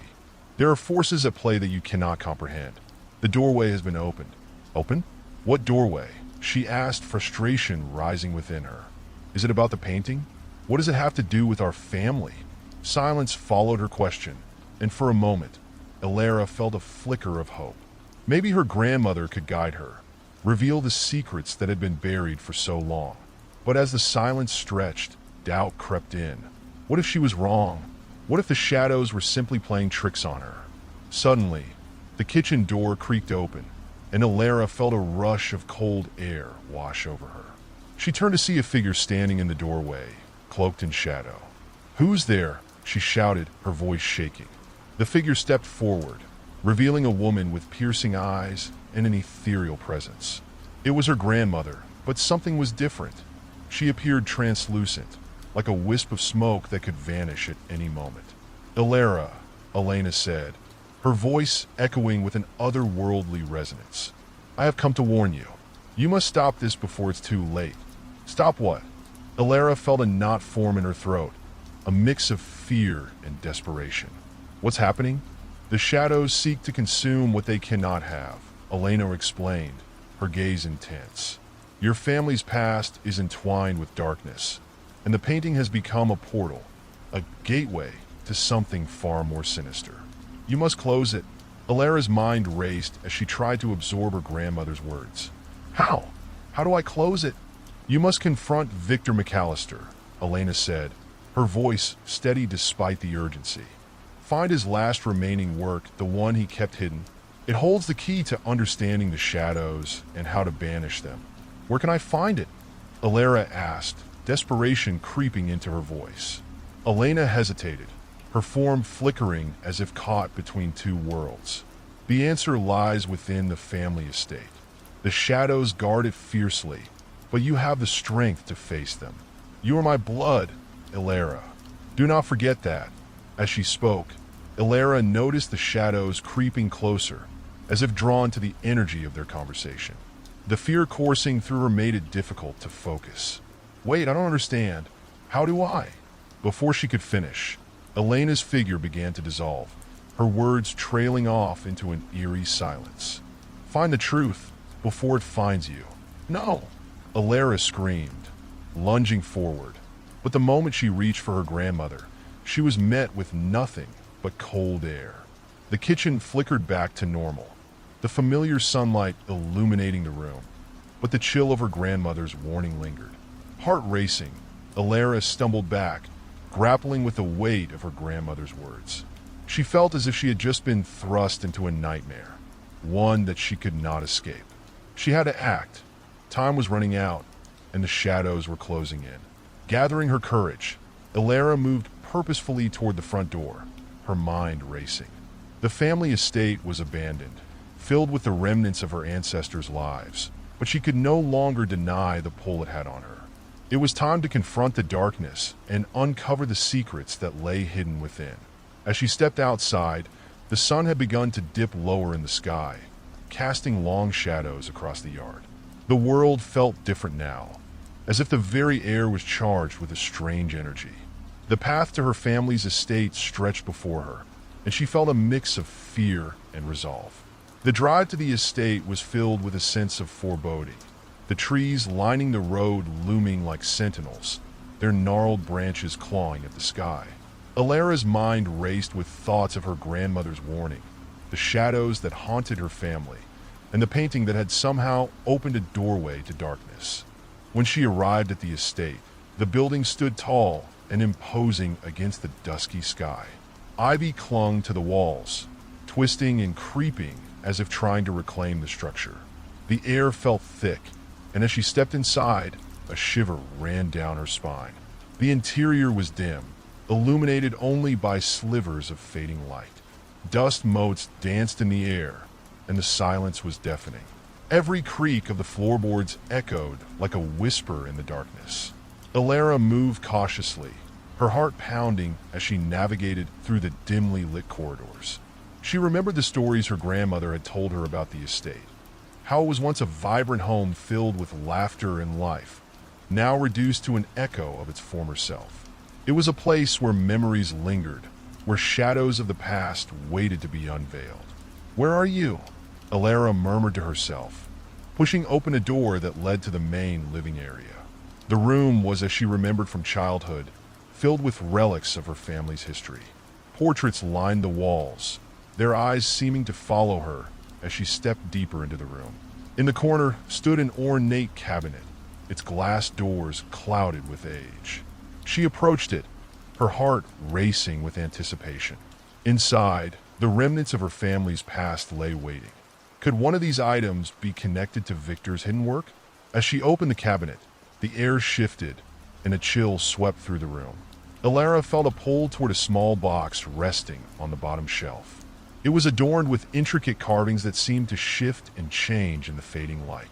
With trembling hands, she lifted the box, her heart racing as she opened it. Inside lay an array of old letters, yellowed with age. As she sifted through them, one letter caught her attention, a familiar handwriting that sent a jolt through her. "Dearest Elena," it began, and her breath caught in her throat. The letter detailed her grandmother's relationship with Victor, filled with passion and secrets. But as Alara continued reading, the tone shifted. "I fear what he is becoming. The shadows that haunt his work have begun to seep into our lives. We must keep the painting hidden, lest it unleash something we cannot control." Alara's heart raced as she realized the implications of her discovery. Victor's work was not merely art. It was a conduit, a link between worlds, and her family had fought to keep it contained. Just then, a cold gust of wind swept through the room, extinguishing the last rays of sunlight. Darkness enveloped her, and she felt a presence behind her. "Alara," a voice whispered, low and ominous. She turned, heart pounding, but the shadows were thick, swirling like smoke. "Leave now," the voice commanded, a deep rumble that sent chills down her spine. "You do not belong here." "No, I need to understand," she shouted, her voice shaking. "I'm not afraid of you." The shadows seemed to close in around her, tightening their grip as panic surged within her. But in that moment of despair, she felt the weight of her grandmother's words urging her forward. She had come too far to turn back. "Show yourself," she demanded, gathering her courage. "If you want me to leave, you'll have to confront me first." The shadows writhed, and for a brief moment, a figure began to take shape.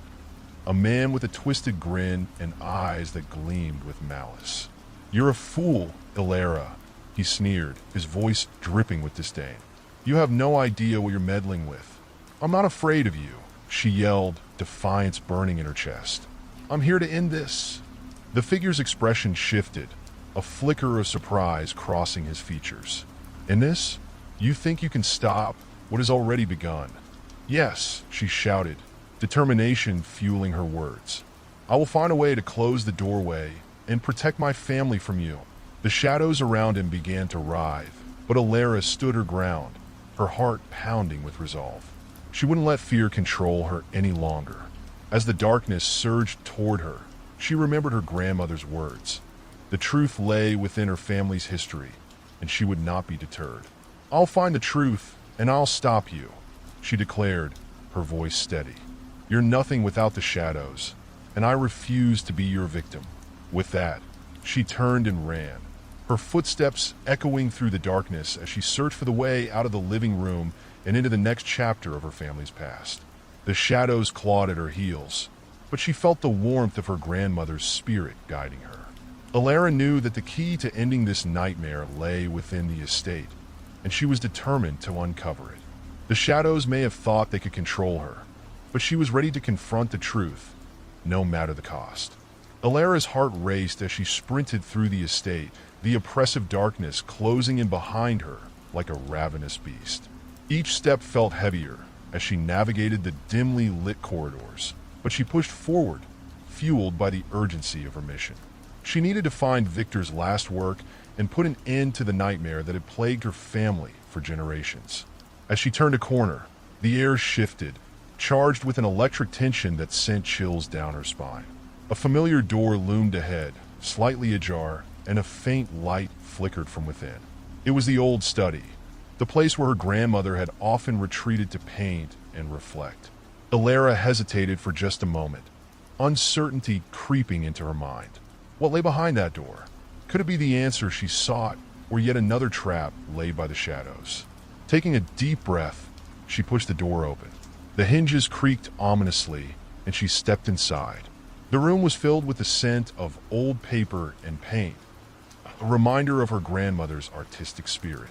The walls were lined with shelves filled with dusty books and canvases, some half-finished and others abandoned, forgotten remnants of a once vibrant life. In the center of the room stood a large easel, draped with a tattered cloth. Alara felt an instinctive pull toward it, her pulse quickening as she approached. Could this be Victor's last work? She could almost sense the energy emanating from it, a connection to the past that felt both terrifying and exhilarating. With trembling hands, she pulled back the cloth, revealing a large painting that depicted a haunting landscape. Dark, twisted trees reaching toward a stormy sky, their gnarled branches clawing at the heavens. At the center of the canvas was a shadowy figure, indistinct yet familiar, shrouded in darkness. It felt as though the figure was watching her, drawing her in with its malevolent gaze. A surge of fear washed over her, but she held her ground, refusing to let the shadows win. "What are you?" she whispered, her voice barely above a murmur. "What do you want from me?" As if in response, the shadows in the room coalesced, forming into a figure that loomed over her, a grotesque reflection of the painted figure, eyes glowing with a sinister light. Alara's breath hitched as the specter drew closer, its voice a chilling echo. "You dare to question your legacy?" it hissed. "You are part of this darkness, just as much as we are." "No!" Alara shouted, steeling herself against the weight of its words. "I refuse to be a part of this. I will break this cycle." With newfound determination, Alara reached out toward the painting, feeling a strange warmth radiate from it. The colors seemed to swirl, the shadows pulsing in rhythm with her heartbeat. She understood now. The painting was a conduit, a portal that linked her to the shadows and the truths they guarded. But it was also a weapon, a tool she could use to fight back. "What do you think you can do?" The figure sneered, its voice laced with mockery. "You cannot control the darkness. It will consume you." "I won't let it," she declared, her voice firm. She focused her energy on the painting, feeling the connection between her and the canvas deepening. "I will reclaim my family's legacy." As she concentrated, the shadows in the room seemed to writhe, protesting her will. But Alara refused to back down. She visualized the darkness being pushed back, the light within her growing stronger. With a fierce cry, she plunged her hand into the canvas, feeling the cool paint against her skin as she reached for the shadowy figure at the center. The moment her fingers touched the surface, a shockwave rippled through the room. The air crackled with energy, and the shadows recoiled as if burned by an unseen flame. The painting pulsed with life, the colors shifting from dark hues to brilliant light. The specter shrieked, its form flickering and distorting as the energy surged around them. "No, you cannot do this," it howled, but Alara felt the tide turning. She had tapped into the strength of her ancestry, the artistic spirit of her grandmother, and the courage that resided within her. "I am not afraid of you," she shouted, channeling all her fear and determination into the painting. "I will not let you control me any longer." As she pushed deeper, the painting transformed into a swirling vortex of color and light, engulfing the specter. Its cries faded into nothingness, replaced by a resonating hum that filled the room with warmth and hope. The shadows that had once held her family captive began to dissipate, their power waning as light broke through the darkness. In a final surge of energy, Alara pulled her hand back, panting as the room filled with a brilliant glow. The painting shimmered, now a testament to her strength, the once dark figure replaced by a radiant image of a woman with open arms, welcoming the light. As the shadows faded away, Alara felt an overwhelming sense of relief wash over her. She had done it. She had confronted the darkness and emerged victorious. But she also felt a profound sense of loss. The connection to her family's history, was bittersweet. The room fell silent, the oppressive atmosphere lifting as the sunlight filtered in through the windows. Alara stepped back from the easel, her heart racing as she processed what had just happened. She had faced the embodiment of her family's fears and had won. But at what cost? With a sense of purpose, she took one last look at the painting, knowing that it held the key to her family's legacy. She would protect it, ensuring that the darkness would never rise again. As she turned to leave the study, a warm breeze flowed through the room, and she could have sworn she heard her grandmother's voice whispering, "You are my legacy, Alara. Keep the light alive." Alara stepped out of the study, her heart still racing from the confrontation. The oppressive weight of darkness had lifted, replaced by a fragile sense of peace. Yet, the echoes of the encounter clung to her, reminding her of the shadows that had once loomed over her family. As she moved through the now brightened halls of the estate, she felt an urgent need to share what had happened with her family. The warm sunlight streaming through the windows cast a golden hue over the rooms, illuminating the dust motes dancing in the air. Alara made her way toward the living room, where her mother, Mia, and younger brother, Oliver, had gathered. She found them sitting on the couch, exchanging worried glances, their faces a blend of concern and confusion. "Mom, Oliver," she called out, her voice carrying the weight of her recent revelations. They turned to her, eyes wide with anticipation. "Alara, where have you been?" Mia exclaimed, rushing over to embrace her. "We heard strange noises coming from the study. We were worried." "I know, and I'm sorry," Alara replied, pulling back to meet her mother's gaze. "But I think I've figured it out. I've confronted the darkness that has haunted our family for years." Oliver's eyes sparkled with curiosity. "What do you mean? What happened?" Alara took a deep breath, her mind racing as she recounted her harrowing journey through the shadows. "I found Victor's last painting in the study. It was more than just a painting. It was a portal to the darkness that has plagued us. I had to confront a shadowy figure that represented everything our family feared." Mia listened intently, her brow furrowed in concern. "And you faced it alone?" "I had to," Alara replied, determination strengthening her voice. "But I wasn't alone. I felt the presence of our family's legacy. I drew strength from Grandma's spirit, and it helped me push back against the darkness." Oliver's eyes widened, and he leaned in closer. "So you won? You stopped it?" "I think so," Alara said, the weight of her words settling in the air. "The shadows have weakened, but I know they won't disappear entirely. We need to be vigilant." Mia nodded, a mix of relief and lingering worry etched on her face. "What can we do? How can we protect ourselves?" Alara thought for a moment, recalling her grandmother's teachings about embracing light and creativity. "We need to reclaim our home. Let's fill it with the things that bring us joy. Let's paint, create, and share our stories. The more light we bring into our lives, the harder it will be for the darkness to return." As she spoke, Alara felt a renewed sense of purpose. The shadows might have been a part of their history, but they didn't define their future. Together, they could forge a new path, one illuminated by creativity and connection. Mia smiled, her eyes shimmering with unshed tears. "I love that idea. We can start by transforming the study into a space for all of us to create and share our talents." "Yeah," Oliver chimed in, excitement bubbling in his voice. "I can help. We can paint murals, write stories, and even have family art nights." Alara laughed, the sound bright and full of hope. "Exactly. Let's bring our family's legacy into the light." With a newfound sense of unity, the three of them began brainstorming ideas for their creative endeavors. They shared memories of their grandmother, recalling the laughter and love that had filled the house during her vibrant art sessions. As they reminisced, Alara felt a warmth blossoming in her chest, a reminder that their family bond was stronger than any shadow. Days turned into weeks as they poured their hearts into their new projects. The estate slowly transformed into a sanctuary of creativity. The once ominous study became a colorful haven filled with vibrant canvases and laughter. Each brushstroke and story shared added layers of warmth, banishing the lingering echoes of darkness. Elara spent hours painting alongside her family, each stroke becoming a form of catharsis. She poured her fears, hopes, and dreams onto the canvas, intertwining them with the love of her family. The artwork that emerged told the story of resilience, a celebration of their journey through darkness and into the light.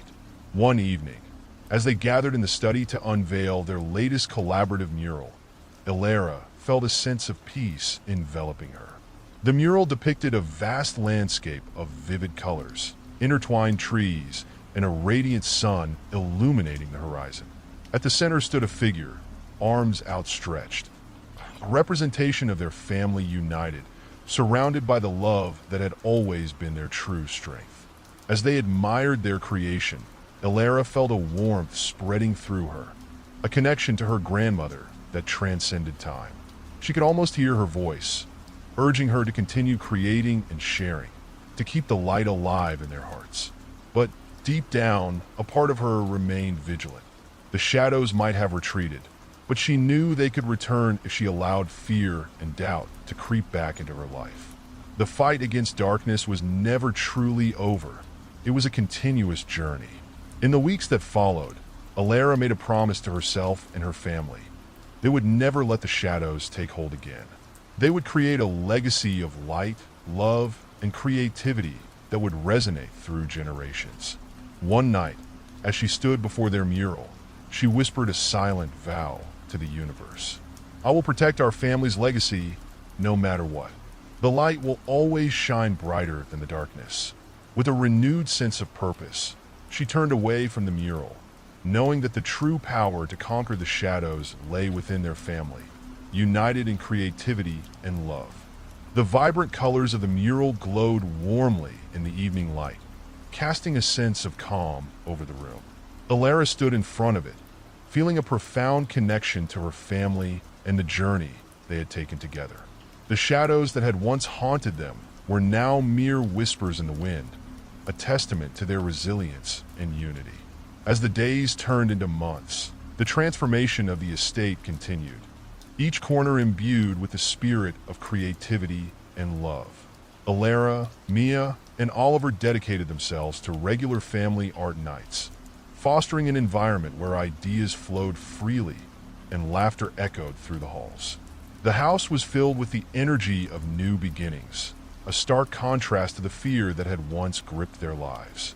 One evening, after an especially fruitful art session, they gathered in the living room, surrounded by their creations, paintings, sketches, and sculptures that reflected their individual journeys and collective spirit. Elara felt a wave of gratitude wash over her as she looked around at her family, their faces illuminated by the flickering candlelight. "I can't believe how much we've accomplished together," she said, her voice filled with warmth. "This house feels alive again." Mia nodded, her eyes glistening with pride. "It really does. Your grandmother would be so proud of us." Oliver grinned, holding up a painting of a whimsical treehouse surrounded by magical creatures. "And look at this. I call it the Treehouse of Dreams." His excitement was infectious, and Elara couldn't help but smile at his creativity. As they discussed their plans for future projects, Elara felt a sense of purpose rekindle within her. She had learned that the shadows could return, but with each creative endeavor, they fortified their defenses against the darkness. She realized that their journey was not just about overcoming fear. It was about embracing their legacy and allowing it to flourish. The following day, a local art fair was scheduled to take place in the town square. Elara felt a surge of inspiration, envisioning a way to share their story and creativity with the community. "What if we set up a booth at the fair? We could showcase our art and share the journey we've been on," she suggested. Mia's eyes sparkled with enthusiasm. "That's a wonderful idea. We can invite others to contribute their stories as well. Art can be such a powerful way to connect with others." Oliver jumped up, his energy palpable. "Yes, we can show everyone how creativity can help us overcome challenges. It'll be awesome." Over the next few days, the family worked tirelessly to prepare for the fair. They created a vibrant display showcasing their artwork and prepared to share their experiences with anyone who would listen. As they worked, Elara felt a sense of purpose solidifying within her. The shadows had taught her valuable lessons, and it was time to share that knowledge. On the day of the fair, the town square buzzed with activity, filled with laughter, music, and the tantalizing sense of food from local vendors. Elara's heart raced with anticipation as they set up their booth, draping colorful fabrics around their display and arranging their artwork with care. As the fair began, they welcomed visitors with open arms, sharing their story of resilience and creativity. People were drawn to their booth, captivated by the vibrant colors and heartfelt narratives that accompanied each piece. Elara watched as strangers connected with her family's journey, sharing their own stories of overcoming challenges through art. One woman in particular stood out. She approached the booth, her eyes filled with curiosity. "Your artwork is stunning," she said, gesturing to the mural they had painted together. "It tells such a powerful story." Elara smiled, feeling a sense of connection. "Thank you. We've been through a lot as a family, and art has been our way of healing. It helps us confront our fears and embrace the light." The woman nodded, her expression contemplative. "I lost my husband a few years ago, and I've been struggling to find my way back to joy. Your story gives me hope." Elara felt a wave of empathy wash over her. Art can be a beautiful way to express our feelings, even the hardest ones. It's okay to grieve, but it's also important to allow ourselves to heal and create something new. As they spoke, Elara noticed the shadows of doubt beginning to dissipate from the woman's face. By the end of their conversation, she left with a small painting Elara had created, a tangible reminder of hope and resilience. Throughout the day, the booth buzzed with conversations, laughter, and shared stories. Elara felt a sense of fulfillment swell within her. They had transformed their pain into a message of hope, and the shadows that had once threatened to consume them were now mere reminders of their strength. As the sun began to set, casting a warm glow over the fair, Elara gathered her family. They stood together, watching the sky turn shades of pink and orange, a breathtaking reminder of the beauty that emerged from darkness. "Look at what we've done," Elara said, her heart brimming with pride. "We've taken our struggles and turned them into something beautiful. The shadows may still be out there, but they no longer control us." Mia wrapped her arms around Elara and Oliver, pulling them close. "We're stronger together. This is just the beginning of our journey." Oliver beamed, his youthful spirit radiating with joy. "And we'll keep creating. We'll show everyone how light can conquer darkness." As the fair continued to bustle around them, Elara felt an overwhelming sense of gratitude wash over her. The shadows would always be a part of her story, but she had learned that within that darkness lay the potential for light, creativity, and connection. With her family by her side, Elara understood that they could face whatever challenges lay ahead, united in love and creativity. Their legacy would not be one of fear, but of light, laughter, and the unwavering strength to embrace life's uncertainties. Together, they stepped forward into the vibrant world, ready to create a future filled with endless possibilities, knowing that the shadows could never dim the light they carried within. If you like the story, don't forget to subscribe and like the video.